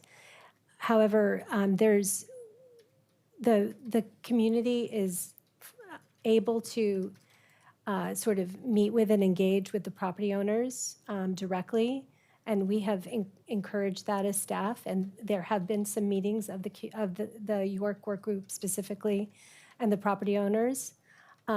As far as the negotiations that have taken place around the public benefit agreement, that has involved the city and the property owners, and there have not been others involved in those particular negotiations because of the nature of that agreement. And so I think if it's okay, I'd love to turn it over to Joan, who has a little bit more that we can share with this regard on this topic. Thank you, Joan Fredrickson, staff, for the record. So the next item, as Patricia mentioned, is about the York Street Work Group testimony. A number of community members, as you know, testified on behalf of the York Street Work Group, and we wanted to raise up those issues for your consideration and discussion. Staff recognizes the value of their efforts to elevate the history of York, the involvement of community, and the call for integration of public benefits, specific public benefits in the plan. So we understand that these are important things. We wanted to speak a little bit about a few of the points in their testimony that might have raised questions or are not fully answered during the hearing, or that we are able to respond to. And we welcome ideas from the commission of how to further realize their concept, giving the context and the realities of the plan and the process. Yes, thank you. For some context on this topic, this slide lists the main components of the York Urban Village concept, which was something that they provided to us in 2023 as part of their engagement. The York Urban Village concept includes broad directions around these components. And so on this slide, we've listed them at a high level, and then highlighted in yellow, these are the ones that we have included in some form in the proposed plan. The other components that, while they're definitely full of merit, are ones that we were not able to integrate into the plan with the implementation tools that we have, or the mechanisms that we have today.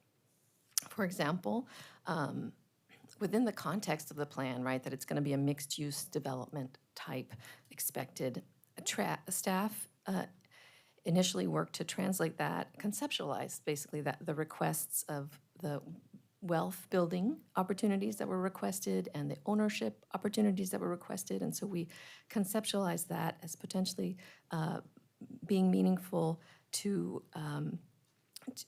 as a translation of that concept into perhaps a citywide BIPOC home ownership down payment assistance fund. So we explored that idea for a number of months, and unfortunately we were not able to successfully find a path to implement such a fund. But these are the types of things we definitely considered, all the feedback that we got from them that were included in this village concept, and we weren't able to bring all of them forward. But we certainly are happy to delve further into any of these that the commission feels they want to discuss further, or that there are ideas brought forward to bring them to fruition. We certainly are open to that.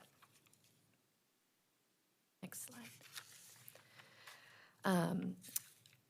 Further on this topic, this slide shows a summary. Staff prepared a summary of the requests articulated by the York Group in their testimony. So I'll provide some further thoughts from staff on how we can address a subset of these, but really hope that the commission will raise issues that they want to discuss further. So as has been mentioned, there was a request to include more of the ideas from the York Village concept in the plan. And as we discussed in the previous slide, some of those were included, and they run parallel in the proposed plan via regulatory and non-regulatory tools, and others were not able to be included. Next, they were interested in further attribution and recognition of the York Street Work Group's efforts, particularly Mr. Craig and his efforts to have the designation of York Street fulfilled in 2002. And so staff is eager to look for opportunities in the plan, in Volume 1 in particular, probably, to expand references to their work and make sure that they are recognized and there are proper attributions, particularly related to Mr. Craig's accomplishments. And this will come back to the commission in the form of amendments in the upcoming work sessions. Next,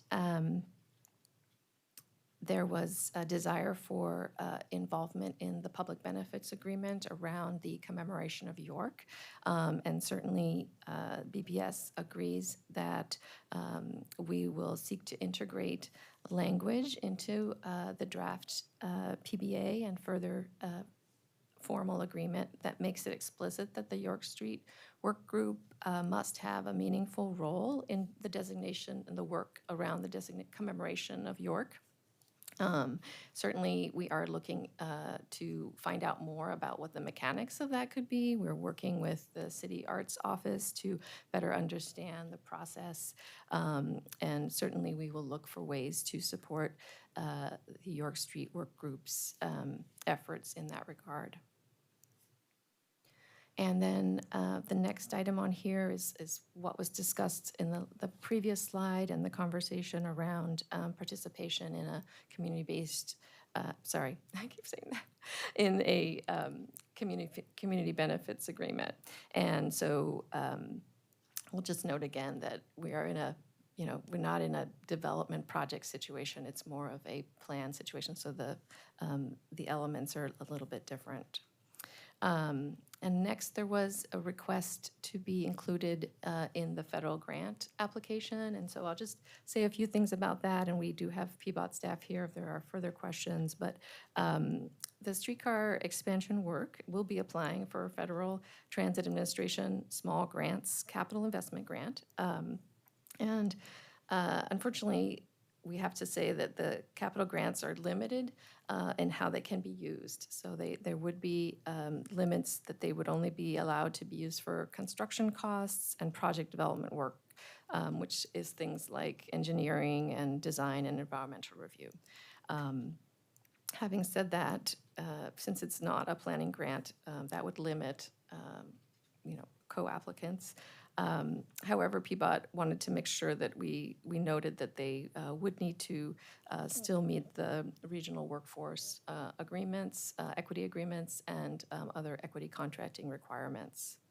And that they would be continuing in the project development work to have community engagement and invite any folks who are interested in that process to stay engaged.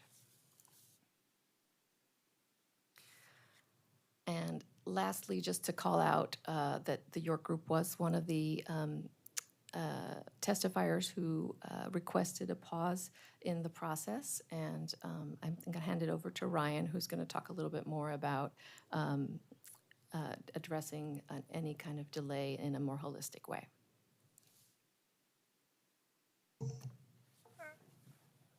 Thanks, Joan. Several speakers at the May 21st hearing asked to delay this plan for various reasons. I don't want to dismiss the reasons that were presented. Each speaker that asked for a delay had a desired policy goal or outcome that they hoped to accomplish. I will address the request to delay this project until a new economic opportunity analysis is completed. The EOA process is uncertain when will it be adopted and when it will be effective. There could be an appeal of the EOA to LUBA, and that could put any changes related to this area in limbo for an unforeseen period of time. As you heard earlier, the number of industrial acres affected by this plan is relatively small, and staff analysis shared previously shows that there is sufficient industrial acreage in the current EOA analysis to accommodate the types of uses that are allowed in the applicable subcategory of industrial lands. If there were no change, then the area would be developed in the future with warehouse or industrial uses that will create conflicts with the neighborhood to the south. So that sort of those kinds of conflicts are going to happen regardless.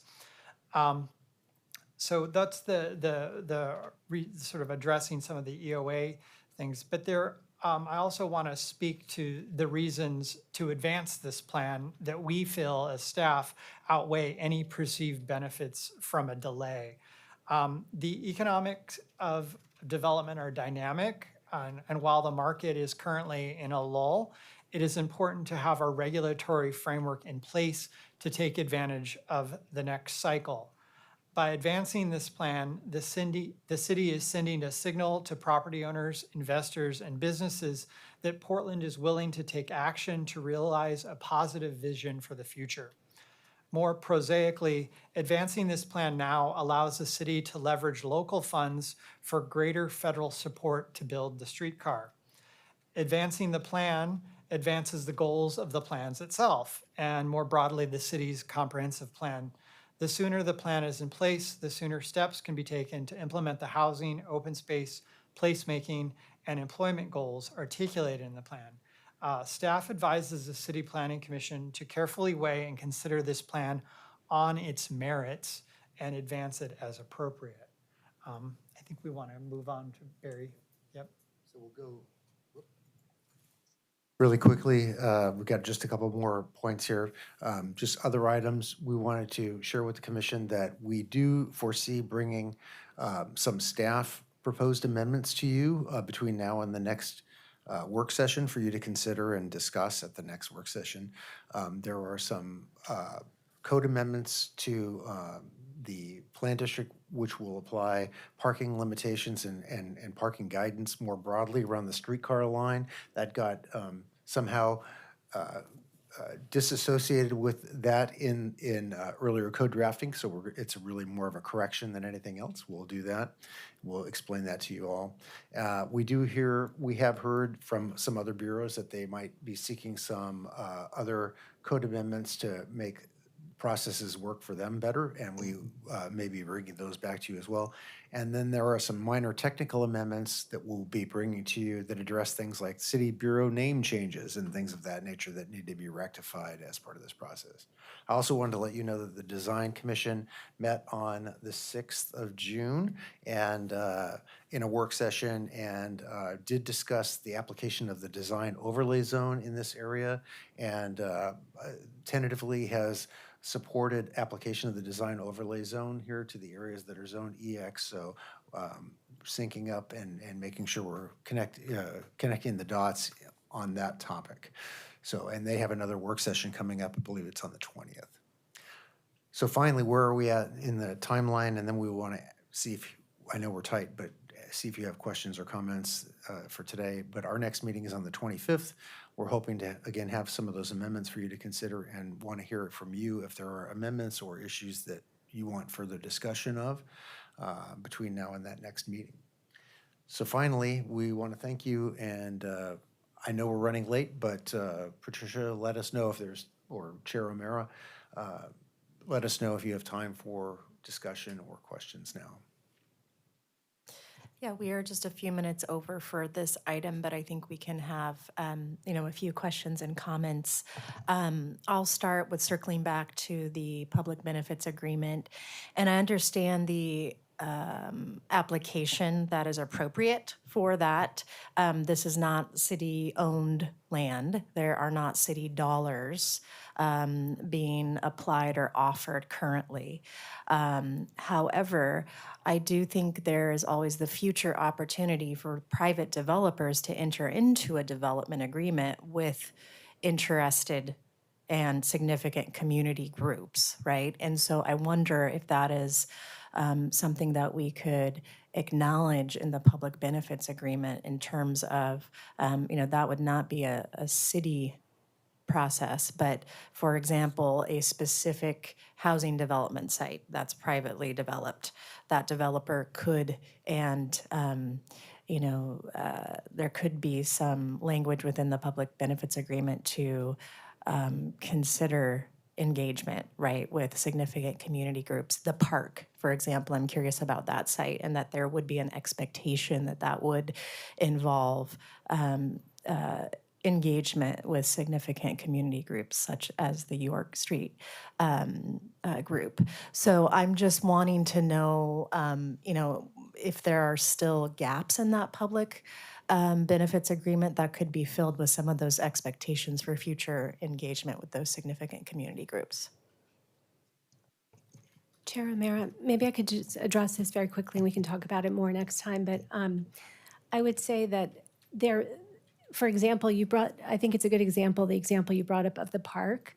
So if you actually review the terms of in the public benefit agreement term sheet related to the park, it does talk about having a public process that would inform the design and, the features of the park, et cetera. So where there are things called out, for example, also this commemoration of York, we're talking about, as we're talking about here, adding a provision of involvement with communities. So there are opportunities in specific components of it. I think it would be more difficult to do something kind of more broad than that, given all the circumstances that we've outlined to a great length today. So I'll just leave that there for now, and if we have to revisit the topic, we can do that.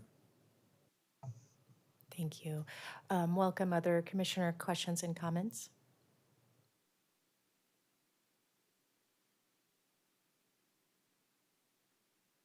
Commissioner Rao?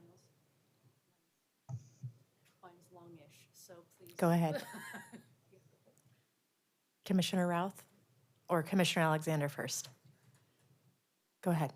Yeah, this is very helpful, and I think it's going to help us to continue to sort of sort through this, because I think we're in I call it a scenario of parallel truths. I think the city is very concerned about sort of taking action, and I think community is concerned about taking risk in terms of just what gets sacrificed in the course of movement. So I'm hoping that, again, we can continue to sort of look at where some of the goals that can be attained without going through a full EOA, because again, that may add time, complexity, without the benefit of being able to move into the space that I think both parties want to see us in a greater and more significant way. So I appreciate the thoughtfulness, the detail. I hope that the recommendations you come back with help us to sort of thicken some of the thin ice that exists across some of these proposals. Commissioner Routh, go ahead. Commissioner Routh for the record, and I really appreciate going after Commissioner Alexander. I will preface by saying it is finals week, so I'm just grumpy. So if I sound grumpy, that's why. I just want to really appreciate all the work that staff has done to bring us to this point. It's been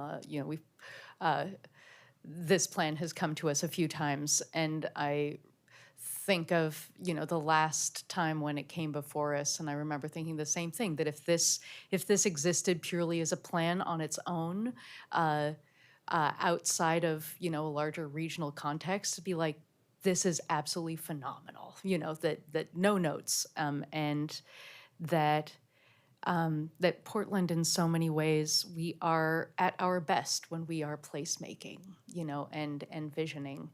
And I think where I get hung up is, so it's like, yay, where I get hung up is related to the EOA. So I have the honor of serving on the collaborative work group, and we have had discussions of, what is the level, for example, of environmental protection for some of our current industrial lands, and how would that impact what we have in terms of buildable lands. So I'm curious in the context of that conversation, how we are so confident that this will not contribute to an issue of us meeting Goal 9.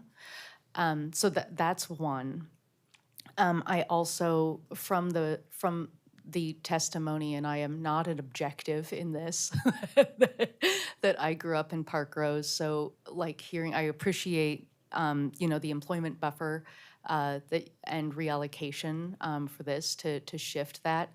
I also hearken back, though, to recent testimony and, for example, the Prologis facility, that community members have been told over time that could not change because of buildable lands, and that happened about the same time as the Rossi Farm development conversation, and this feels like a very different conversation with some of the same goals, and I don't know why. So that's another. I know that, I think that we have all, a number of us had been anxious for the economic opportunity analysis to happen for the last several years, like 5 years. So it's like this would be an easier conversation had that happened on an earlier timeline. So I feel a frustration that we have to, you know, have this conversation of like which goes first. But I think that we are where we are, and I'm not, what I'm not hearing. I understand the importance of signaling. I think that we are all feeling that pressure of you know, showing strong signals that we are moving forward as a city in terms of investment and development. But what I'm not hearing is a specific funding opportunity that will go away, or you know, if we do have to wait for an EOA to go forward. And I do think that that is an important process. Then we need to honor that process. So that's just an open question that I'd really like us to explore the next time. And finally, related to the York group, in past. You know, we've had groups that have come together adjacent or supportive of a specific plan. I think of, you know, the SWEC group related to the West Portland Town Center. Like, is there an I see, you know, Cassie right behind you, like York Street is in the house. Like, is there an opportunity to actually have a conversation and a presentation by the York Street group, you know, in a work session going forward about what are the ways that we can move forward? Because we have had precedent for that before. So, sorry, that was very long-winded. Thank you. Sorry about finals week. Okay. Thank you. Vice Chair Thompson, go ahead. Yeah, understanding we don't have a ton of time, I'll try to be brief. My biggest questions still surround the racial equity piece.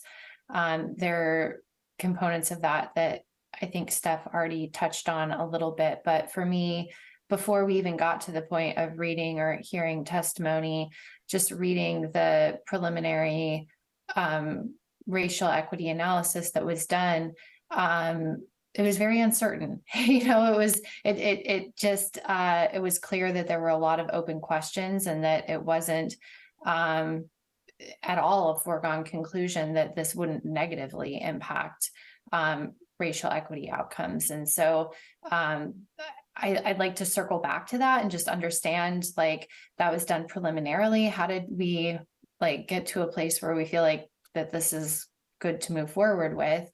And then that was supported further by just some of the themes that came up in testimony. Displacement of jobs, BIPOC jobs, specifically, is something that I would like to hear a little bit more on. The opportunity cost of not just the industrial lands, which we've already talked about, but doing this project here and not somewhere else, and whether or not that's a real opportunity cost or not. It's one that came up in testimony, and so I'd like to hear a little bit more about that at our next session. So thank you.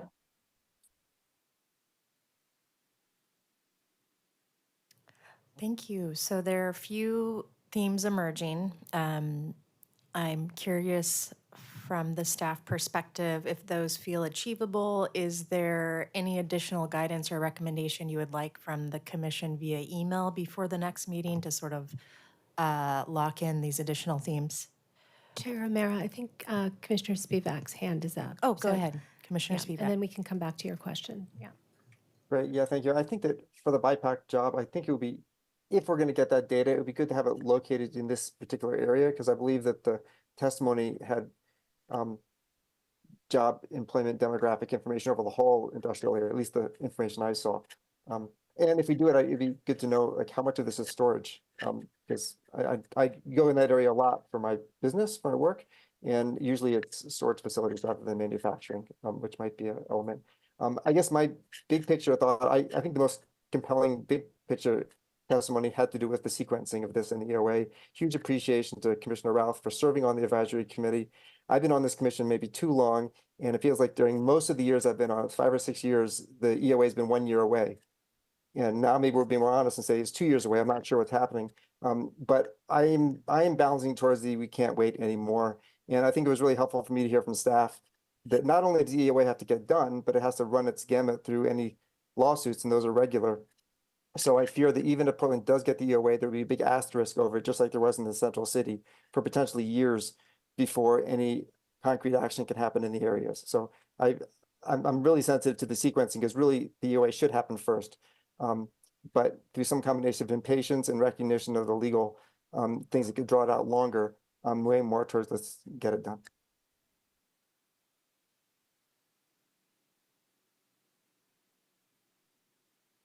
Commissioners, just want to say thank you for all this feedback. I think we can probably address a lot of these things. I don't want us to, I know we're running out of time and want to move on to our other topic for the day.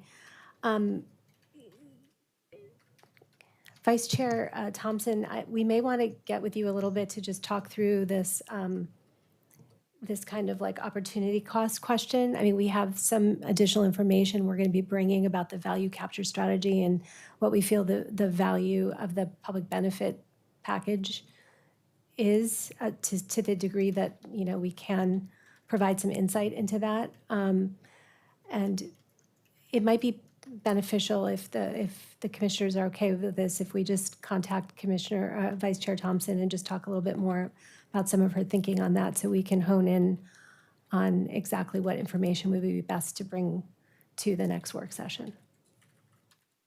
But I think otherwise things seem fairly clear. I think the topics that we're bringing back next time cover a lot. To some degree at least, yeah. Right.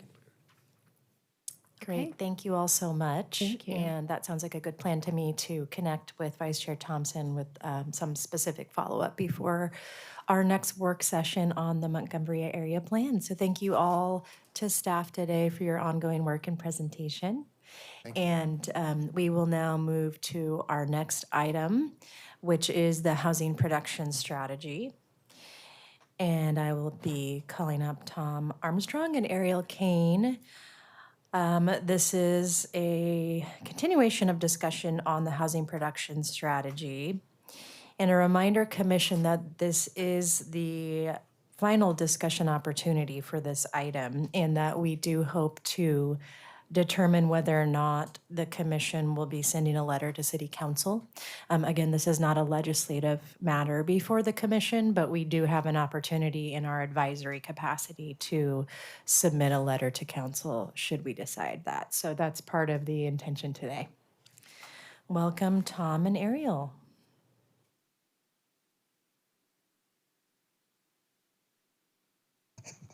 Good afternoon. We'll just get booted up here.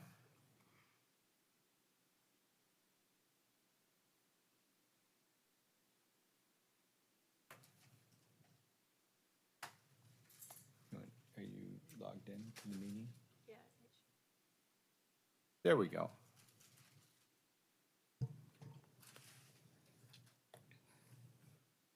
Okay, we're, as Chair O'Meara said, we're back with the housing production strategy. I'm Tom Armstrong. For the record, I'm supervising planner at BPS and manage the housing and economic policy team. And with me today is Ariel Kane, economic planner at the Bureau of Planning and Sustainability. So again, you know, as was mentioned, with this item, it is not a land use decision. And so we're looking for your advice and comment and feedback on the proposed strategies that make up the housing production strategy. We'll incorporate your comments as part of the community engagement process and summary that goes to council. And you know, we gave you on May 28th, we gave you a briefing, and there was a lot of public comment that evening. There's been additional public comment coming in through the MAP app that we've tried to respond to. And then for today, we have a discussion with you, and we're bringing back some of the issues that were raised that were items of interest. Next slide, please. And we can have a discussion as we go along here, and then, you know, briefly we'll talk about next steps. I think to start, just a reminder about grounding your feedback and comments in the comprehensive plan. You know, in the both what we talked about last time is the urban design framework and our growth management patterns as in centers and corridors, our mixed use centers and corridors, that and higher opportunity areas. And then also looking to reduce disparities in outcomes, and you'll see and continue to see a focus on affordable housing and accessible housing. And just a reminder that, you know, in Chapter 5 of the comp plan, which is the bulk of our housing policies, we have a wide range of policy goals that we're trying to achieve, both in terms of diversity of housing type and access, equitable access to housing, as well as the type and location of housing, in terms of the healthy connected city, complete neighborhoods, high performance housing. And you'll see here, you know, sort of, you know, what, you know, how we've responded to different comments.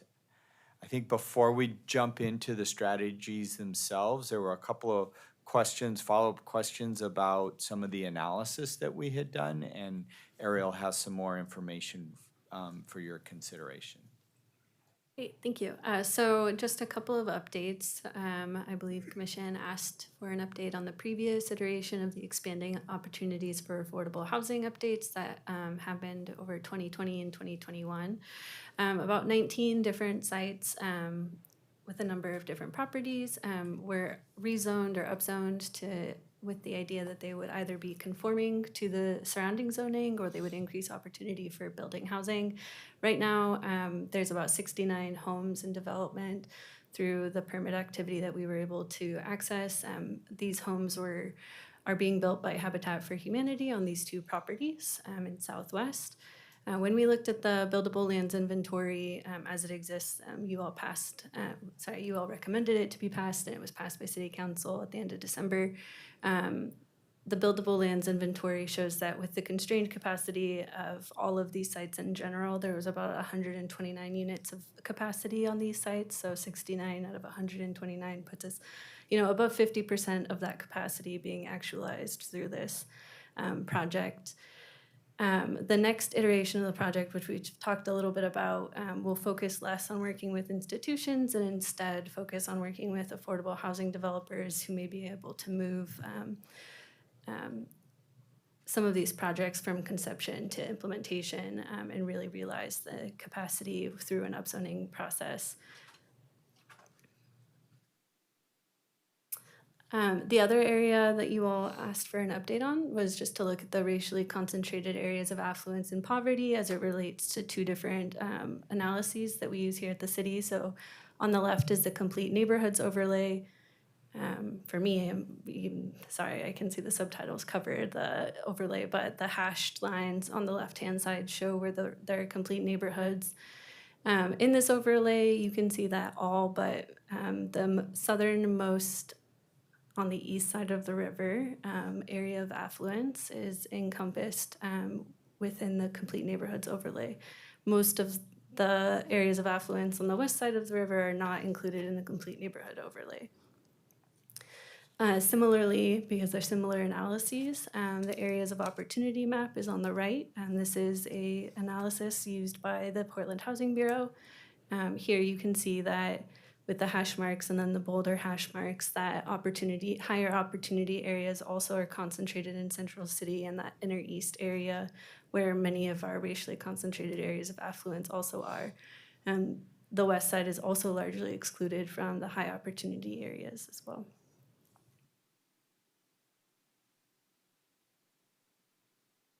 Do we want to pause for questions? Yeah, are there any follow-up questions or?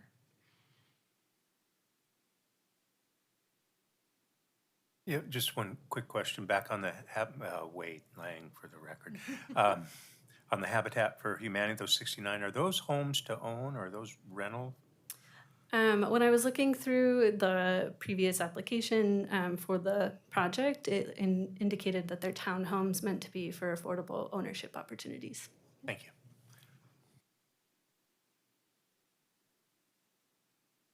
All right, I think we'll move into the strategies now. And so just as a reminder, we have 8 broad categories of strategies, and we'll go through each category and just talk about the changes that are in process, both in response to the public comment we've been collecting since late February, and in response to some of the testimony we heard on May 28th, and just continuing to work these strategies with our Bureau partners. So we'll dive into each of these categories amongst themselves. These are the high-level revisions that we showed you all last time, which was focused on the testimony or public comment, that we were receiving prior to coming to Planning Commission last time. So we're just going to dive a little bit deeper as we go through each of these categories. So for the promoting affordable housing categories, largely these are PHB actions, but already they've been making revisions. So namely A4, the additional local revenue sources, they're transitioning to look a little bit more closely at the lodging tax policy, which already collects fees to be used for affordable housing development. As I've mentioned, A6, rezone sites for affordable housing. BPS has revised this strategy to focus a little bit more on housing providers who can actualize housing capacity a little bit faster and who are more set up for that work.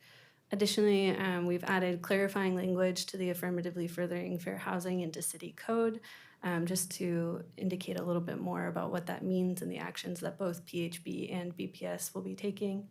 And then A8, we heard through engagement that a citywide land banking practice or strategy would be an effective way to create more affordable housing development. And so we've increased the priority level. I believe before it was at either a low or medium, and we've elevated it to a high priority.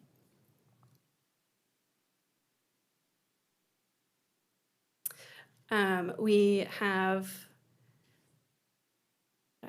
okay, so for the increasing homeownership section, we've created a little bit more action-oriented verbs and words into our creating new middle-income financial incentives to reflect some of the work that Prosper Portland is already ongoing with.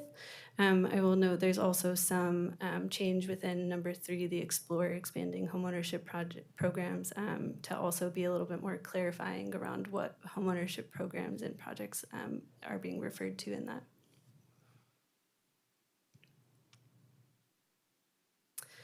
All right, C, increase access to opportunity. As you can see, there have been a lot of changes here. We are making progress on C1, which we'll show in a little bit more detail in the next slide to show our commitment to action. Additionally, number 2, I believe the language had been a little bit more exploratory. However, because we have that grant for the work to be done, we've just made it an action-oriented. We will be revising zoning bonuses and incentives, and so we've clarified that within the language. We've added 3 through 6. Many of these ideas came up through the engagement that we started back in January. Central City and 82nd Avenue came up quite frequently in terms of both identifying housing opportunity and increasing livability within those areas for people who are housed there. And then lastly, number 6, we've added this as a reflection of some of what we've heard, that increasing livability also means increasing transit service or access to transit service, either through intentional development or through servicing areas that are not currently serviced well. Could you explain number 3 a little bit more? When you say kickstart central housing demand, what is kickstarting? Yeah, this one is sort of more for Prosper Portland, and it's sort of the implementation of the governor's downtown task force, and to really address some of the livability safety concerns that are in the central city and downtown in particular, to sort of create a place that people want to live, right? To attract more renters, more buyers to come downtown and look at the central city. So it's kind of less of number 4 is more about zoning, and this is more about the other issues that create that the livability question of why do I want to live in the central city? I guess I'll follow up on number 4. I guess my understanding was the Central City was massively zoned for lots of housing. Can staff maybe share any areas where they feel like, but no one's building it? I mean, not very much. What areas might require additional zoning that would actually spur development?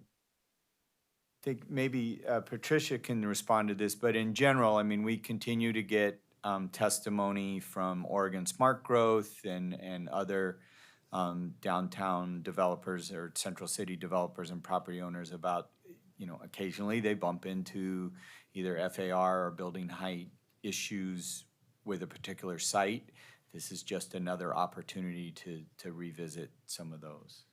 Yeah, thank you, Patricia Diefendorfer, for the record. I would simply only add to Tom's point that it is similar to this idea that we might just investigate the floor area and heights and just make sure that they're calibrated appropriately and that the incentive, like the base and bonuses, are calibrated appropriately.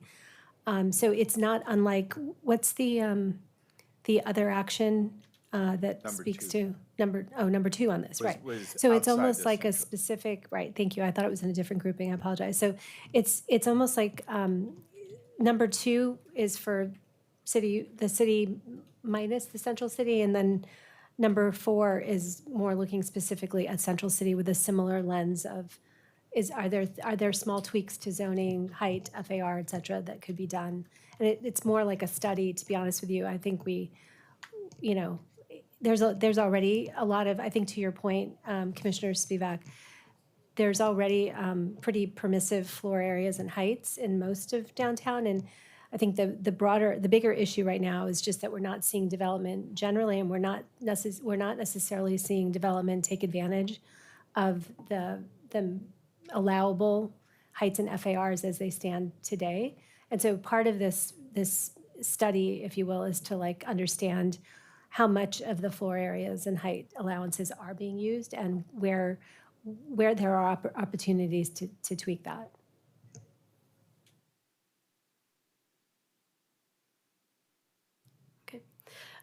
So next, we just want to spend a little bit of time because we received a lot of public comment on C1. I believe we don't have the lines crossing out the words here, but I believe this said something to the effect of explore increasing housing capacity in inner centers and corridors.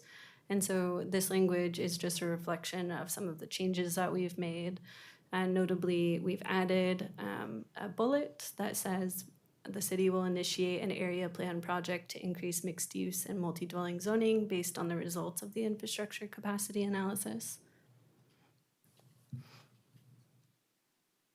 So I think in general, we're just trying to be responsive, have a firmer commitment to action as we work through a typical planning project process. All right. Okay. Go ahead. All these different phrases and infrastructure capacity analysis, is that anything like the service adequacy review? Are those comparable?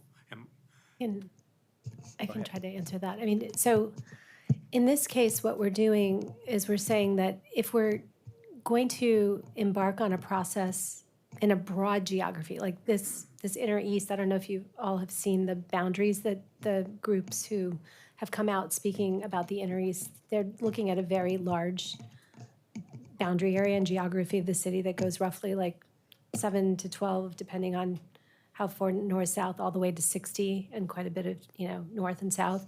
So this is laying some foundation or building blocks for if we're going to look at potential rezoning in that geography and where there's opportunities to increase the amount of multi-unit, multi-dwelling or mixed-use zoning to facilitate housing in those areas. We are starting with this infrastructure capacity analysis to understand the existing infrastructure, how much additional growth can it accommodate? And if it, if there's growth beyond that level that the existing infrastructure can accommodate, what would be needed? What kind of investments would be needed to support that level of growth? So this is to differentiate the two, this is just kind of a building block to a long, kind of a bigger area planning process that will come in the future. The surface adequacy process that's being discussed in the Montgomery Park area plan is more to enable an individual project to exceed kind of the heights and FARs, or it's more specifically to floor area ratio that was studied overall in the plan. And it sort of says if we're going to exceed that amount, then that project has to just do some level of analysis to make sure that the existing services and infrastructure can support it. So that's more like on a project or development level. And this is taking more of a holistic view for a prospective area planning process. Thank you. Chair O'Meara, for the record, I recall that one of the points of a lot of the testimony was regarding planning versus staffing. And so I'm wondering if a quick edit to the second bullet could be initiate an area plan with dedicated BPS staffing. I'm assuming that the planning will take dedicated staffing, right? But just to clarify that, yes, that plan will be staffed. Well, so that's the balance that we have here, is this being an action plan, and we are staffing the infrastructure capacity analysis for the next year, and that's kind of as far as we can go at this point. I think what this does is in the past, as noted here, this type of project has been in our strategic plan, and it was sort of the leverage that we use to go get the grant to do the infrastructure capacity analysis. I think having this in the production strategy is sort of the next thing we point to future city councils to say, hey, we need to staff this. We said we were going to do this project. The state is expecting us to do this project. But it's a little tricky for us to commit staffing that far in the future at this point. Because we're still subject to. Yeah. So the staffing is for the specific next step. Yeah. Yeah, understood. Okay, Commissioner Spivak, go ahead. Thank you. I think this looks great. I think the geographic area, maybe another, at least the way I'm interpreting it, I'm not sure what area plan, if that connotes a certain size of area. But it seems like it might be the intersection of the infrastructure analysis with the racially concentrated areas of affluence and poverty analysis. You're looking at high opportunity areas and complete neighborhoods. If that's what we're talking about, that sounds great. If area plan means like Montgomery Park size, then I start thinking that's kind of pretty small. So does this have any indication of what they're thinking on that? Or, because I don't know what the area would be, but I hope that it's influenced by the analysis that Dr. Bates and others have done, and your department has done, of the areas where we have high opportunity and relatively low risks of displacement, overlaid with the information you'll get from the infrastructure analysis. Yeah, I think that's what we're conceptualizing is something a larger area, and we sort of want to get into this and look at the capacity analysis, continue some community conversations around this, and really then based on staffing availability and geography. This could be one big project. It could be a couple of different, more focused areas. It's sort of let's see what we get with these early results, and where we think the opportunities might be, and then proceed. But definitely think it's a little bit larger area than the Montgomery Park area plan effort.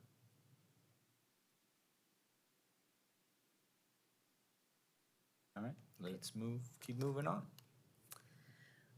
Okay, so for section D, reducing barriers to development and improving processes, we worked with infrastructure bureaus to revise and add clarity to both number 4, the explore infrastructure investments and strategies. That one, I believe, will still have a little bit of revision to go into it for the next draft. And then number 5, we got clarity working with the SDC.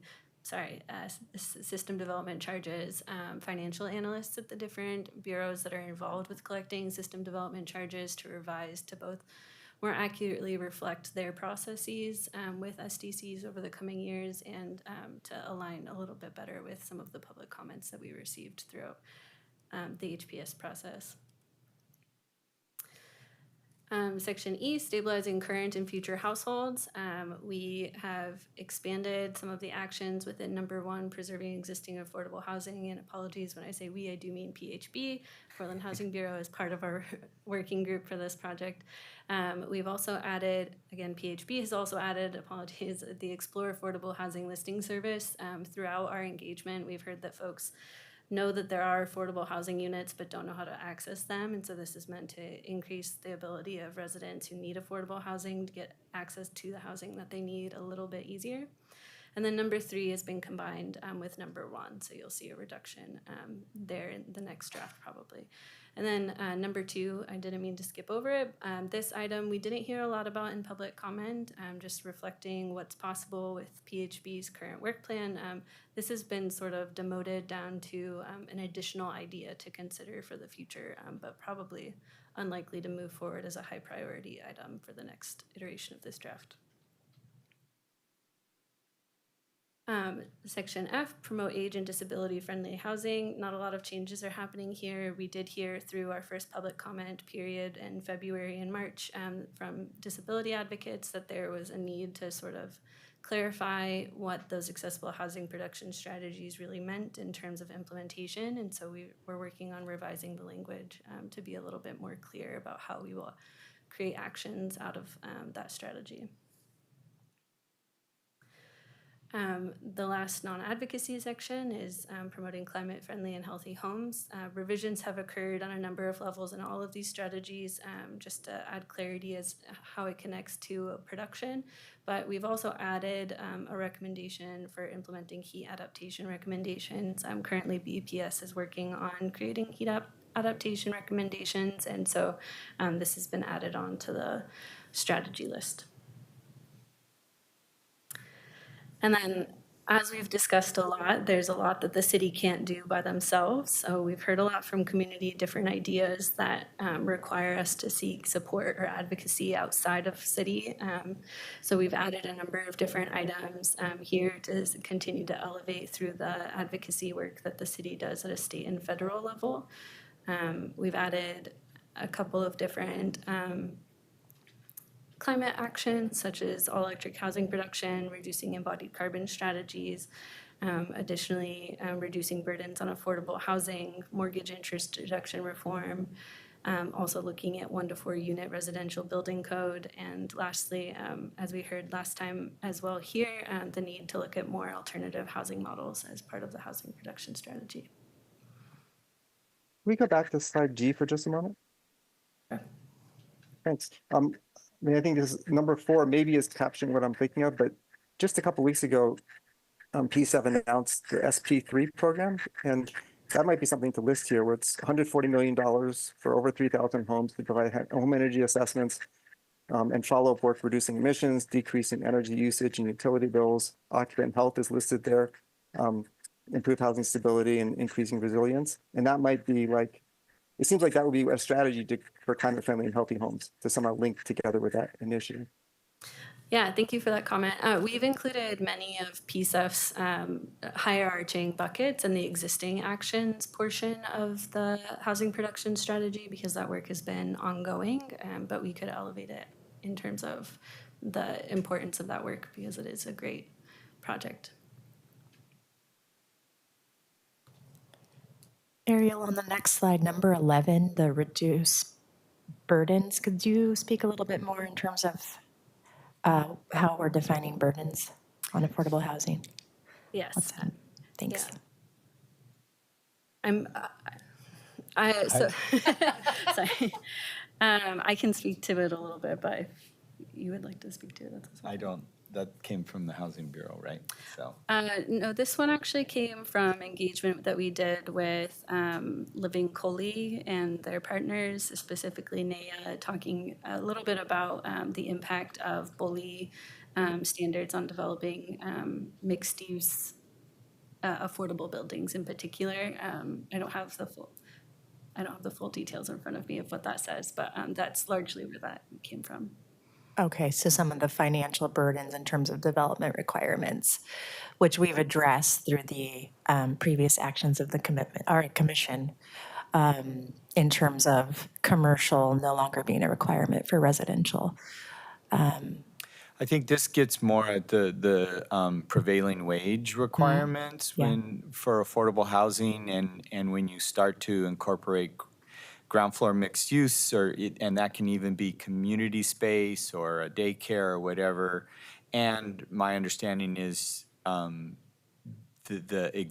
current exemption, you can only go up to 4 stories, and that if you go above that, then the prevailing wage standards kick in as well, and that makes those projects more expensive, and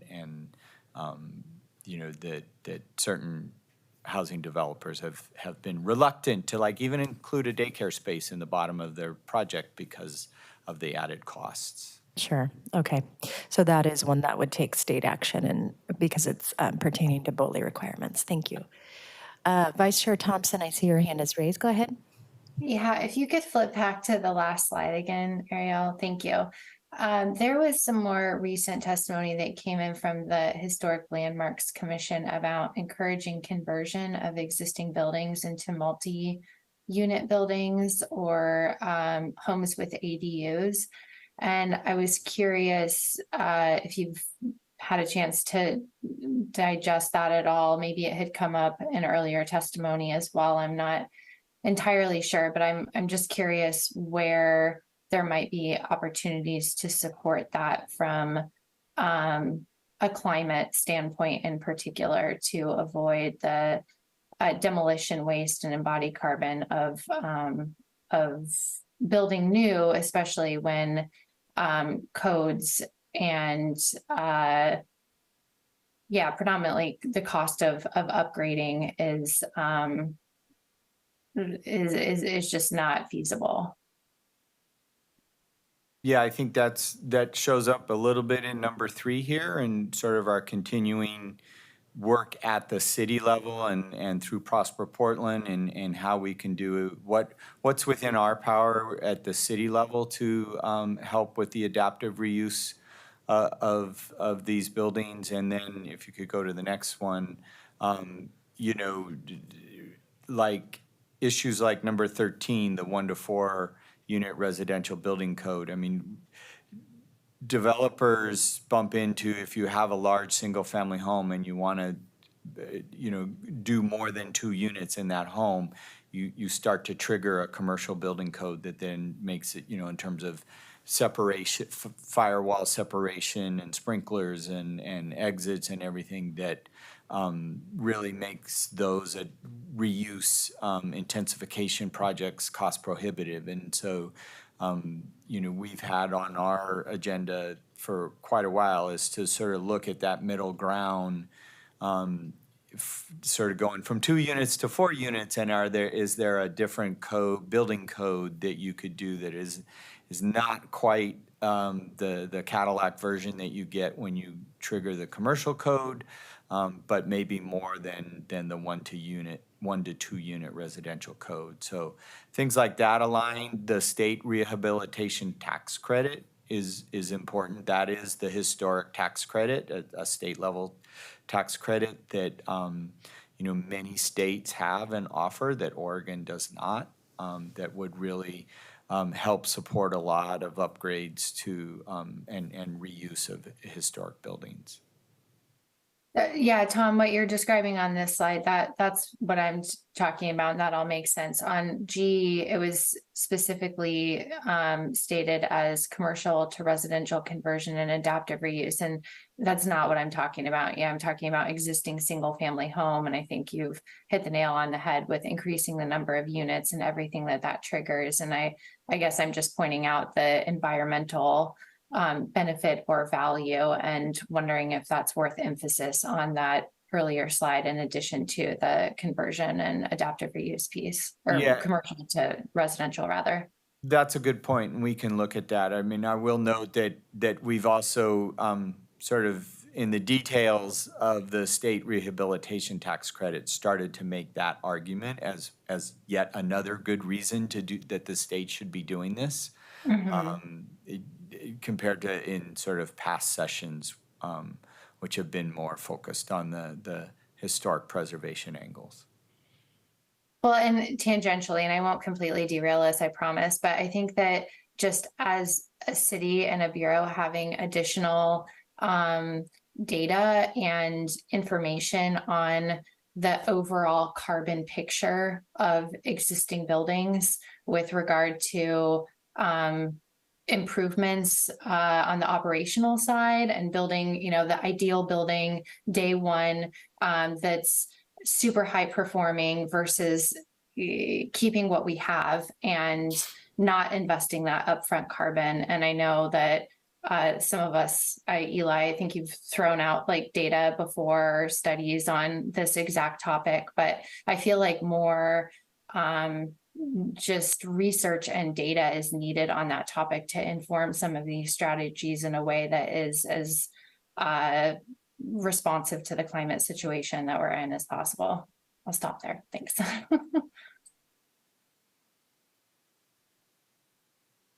Steph Routh for the record.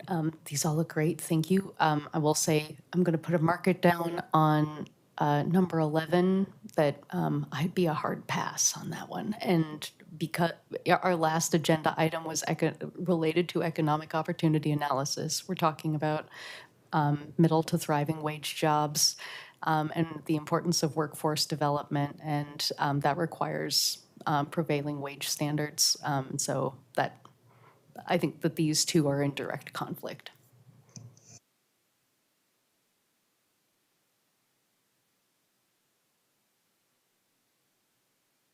Yeah, there are a couple more slides. We can move on. We just wanted to go through sort of the prioritization of, this is a 5-year action plan. There is a lot there that we're going to take on. I think I talked a little bit about this last time in that we have much more clarity and insight into what we're going to do the next 1 to 2 years. And then as we get into the out years, where, you'll see it tail off. I think that's one of the advantages of the state requirement for a 3-year progress report is that, at that time, we can make some adjustments. We can add additional actions and we can, update the progress on these and anything that emerges over the next couple of years. But just as a way, this shows that we're looking to take on a lot. We that are sort of projects in the pipeline that we know we want to do and get started on.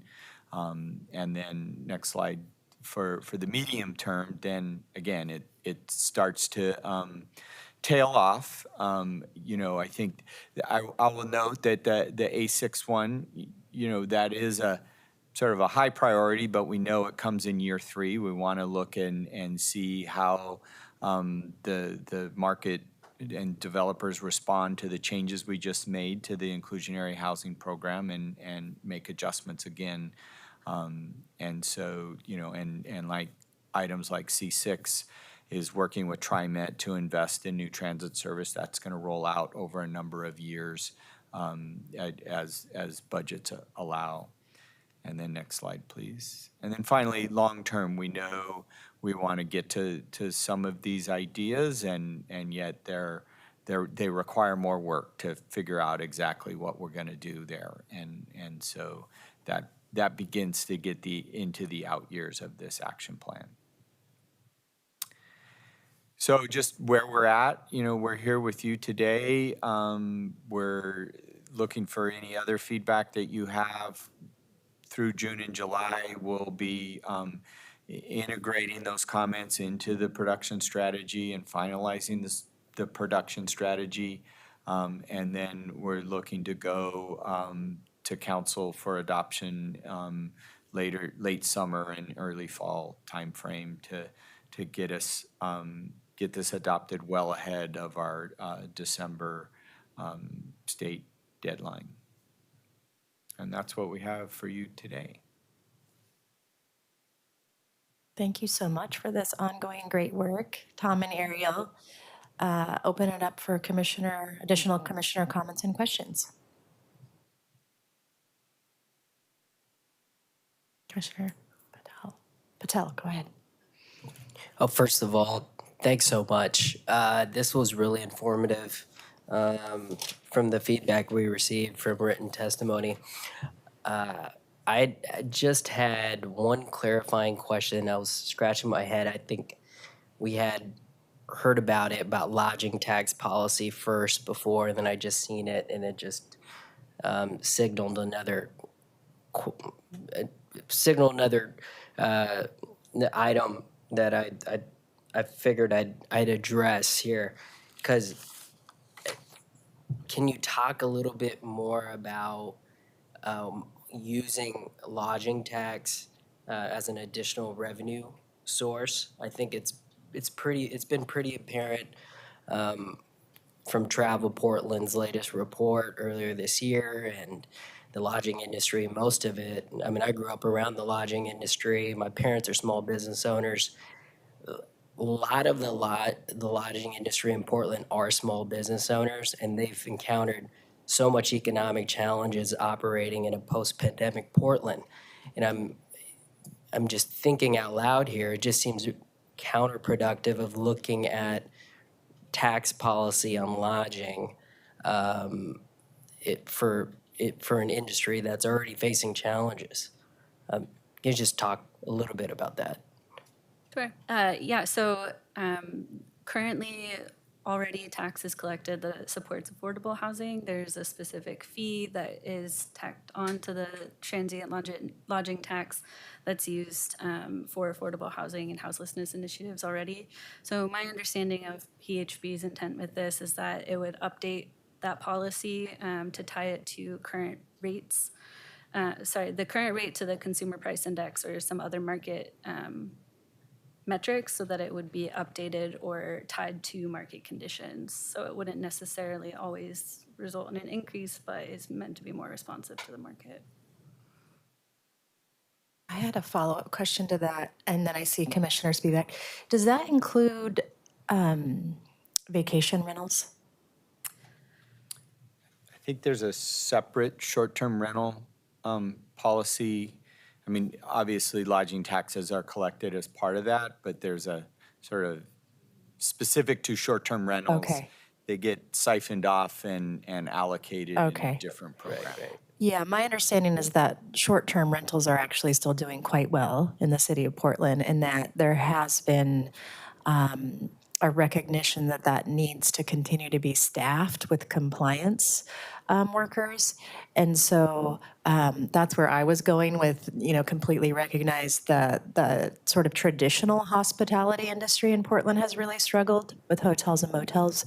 But I think if there can be a recognition, if there's not already in the strategy around that emphasis on short-term rentals and recognition that that needs to be staffed appropriately to keep compliance, to make sure that those are all regulated, the fees are coming in to support affordable housing through that subsection. And then Commissioner Spivak, go ahead. Thanks.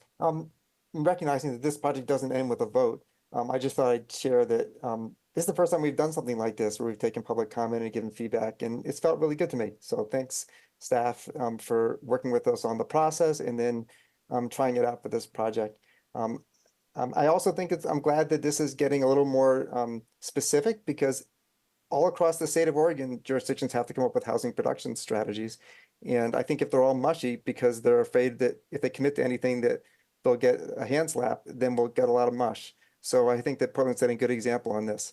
And lastly, I don't know what we do about as a commission, because I mean, I would, just speaking for myself, support either sending a letter supportive of it or no letter at all. I'm sort of interested in what staff thinks would be I mean, if there is agreement to, I guess I don't know how to handle the letter conversation, whether, because I don't myself have things to nitpick on this proposal.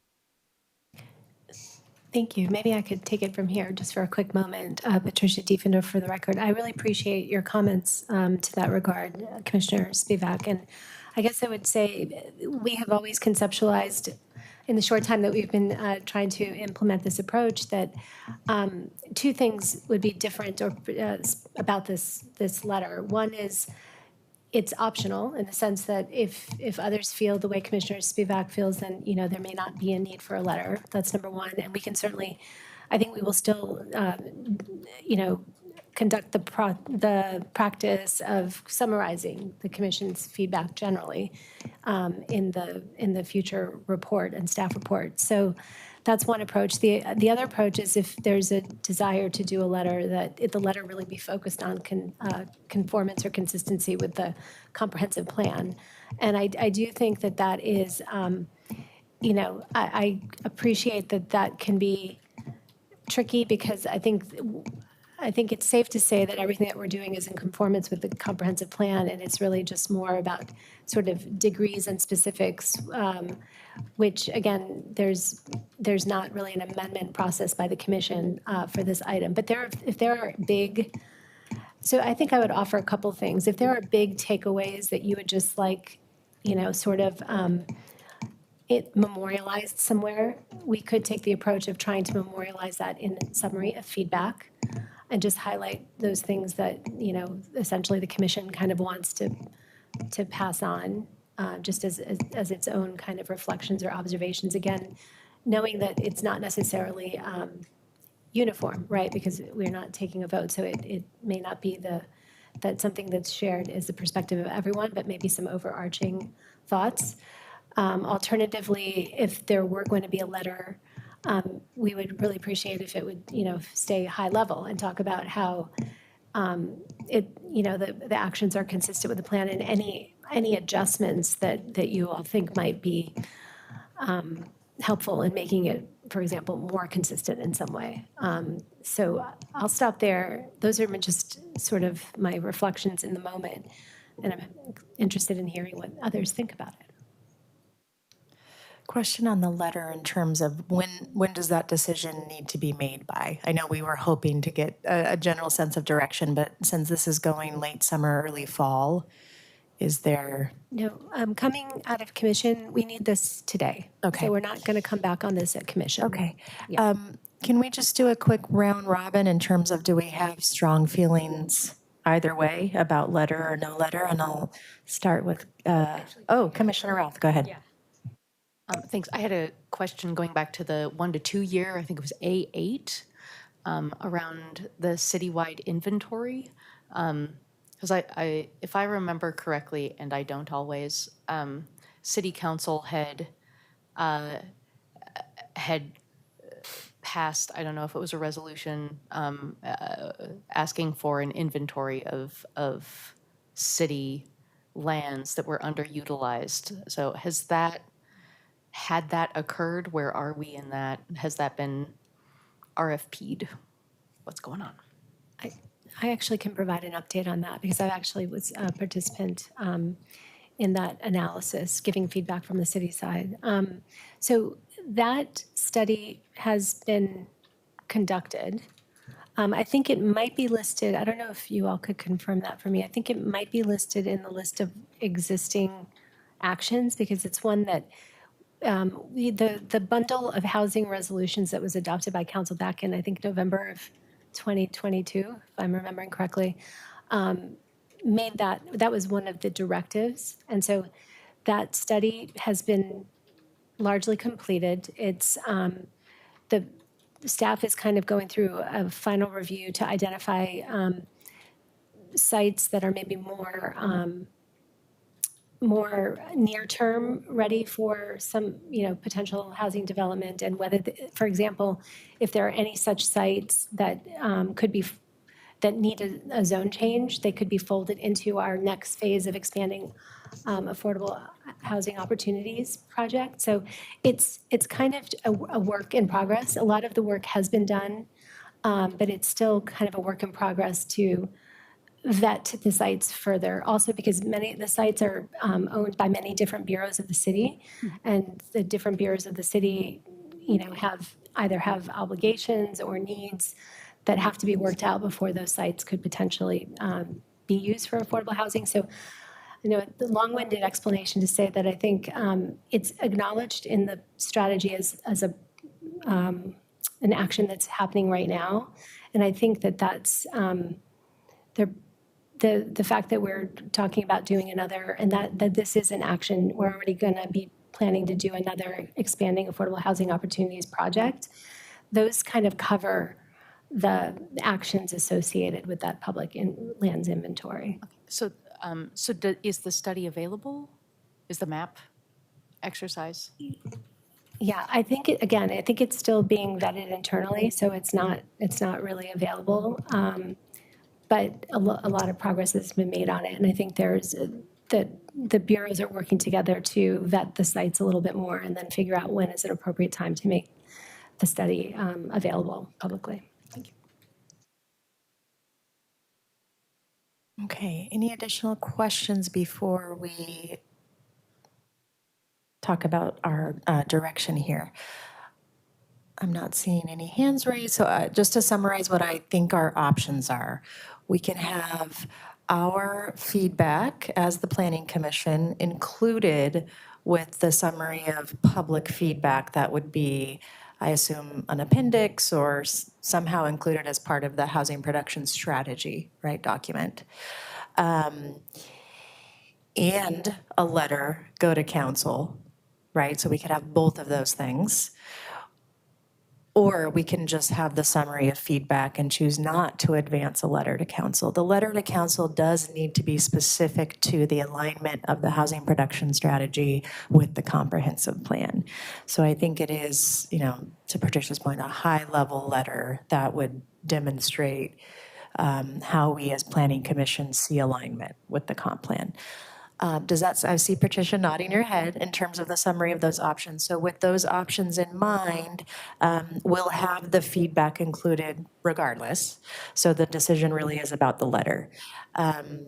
Let's do a quick round robin on whether we have strong preference either way, starting with Commissioner Lang. Thank you. I think as you walked us through it, you held to those sections within Chapter 5 of the comp plan. I think that's kind of what the presentation was based on, is walking us through that.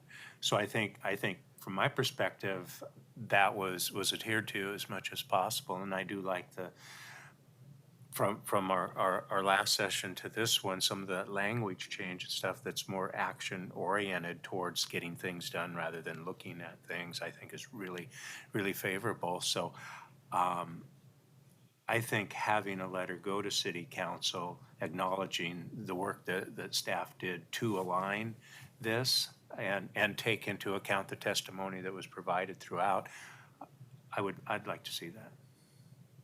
Thank you. Commissioner Routh. Agreed. Is your mic on?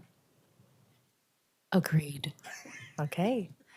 And I agree with Commissioner Lang and your articulation of the benefit of submitting a letter to really recognize staff's incredibly hard work and our recognition of alignment with the plan. Commissioner Alexander. I agree. I also just want to amplify that I think there may be other instances where we want to take an even more proactive amicus posture. But I think this is appropriately positioned, but I like the fact that we'll afford ourselves the opportunity to lean into that around future issues where it makes sense. Aye. Thank you. Commissioner. Okay, and just to clarify, we're not voting here. No, I withdraw my aye, Mike Alexander. No, I agree with Commissioner Lang here that I think a letter will add good color, and I see a lot of benefits of adding the letter to council. Great. Vice Chair Thompson? Agree. Thumbs up, agreement, and finally Commissioner Spivak. I agree. Okay, thank you all for that great consensus. So should we, how does staff recommend that we proceed here with content therein? Does staff want to draft something for our review over the next couple of weeks? Yes. Okay. Yeah, I think we heard just generally wanting to express recognition that the strategy is in alignment with the comprehensive plan. If there's anything specific, more specific, I mean, we want to obviously not be careful about getting too specific, but yeah, if there's anything else you want us to add, please maybe let us know either right, now or in a follow-up email. Otherwise, we'll draft something and we'll bring it back as we do with other letters for just quick thumbs up. Perfect. Okay. Anything specific to call out? Commissioner Lang, go ahead. Were we supposed to vote on the minutes from the last meeting? We did we? do that at the start, yes. How did I? You voted. Oh, no. All right, thank you. Okay, well, I think we'll take the opportunity to review the draft that staff will provide, and then commissioners are aware that we can provide any suggestions or recommendations, again, in the spirit of alignment with the comprehensive plan. So thank you so much for the incredible hard work and the work I know you still have ahead of you going in the next few months, but really, really appreciate all the ways in which you've heard our feedback, community feedback, and have really demonstrated the incorporation of all of that within the strategy. So with that, we will adjourn today. Thank you all so much.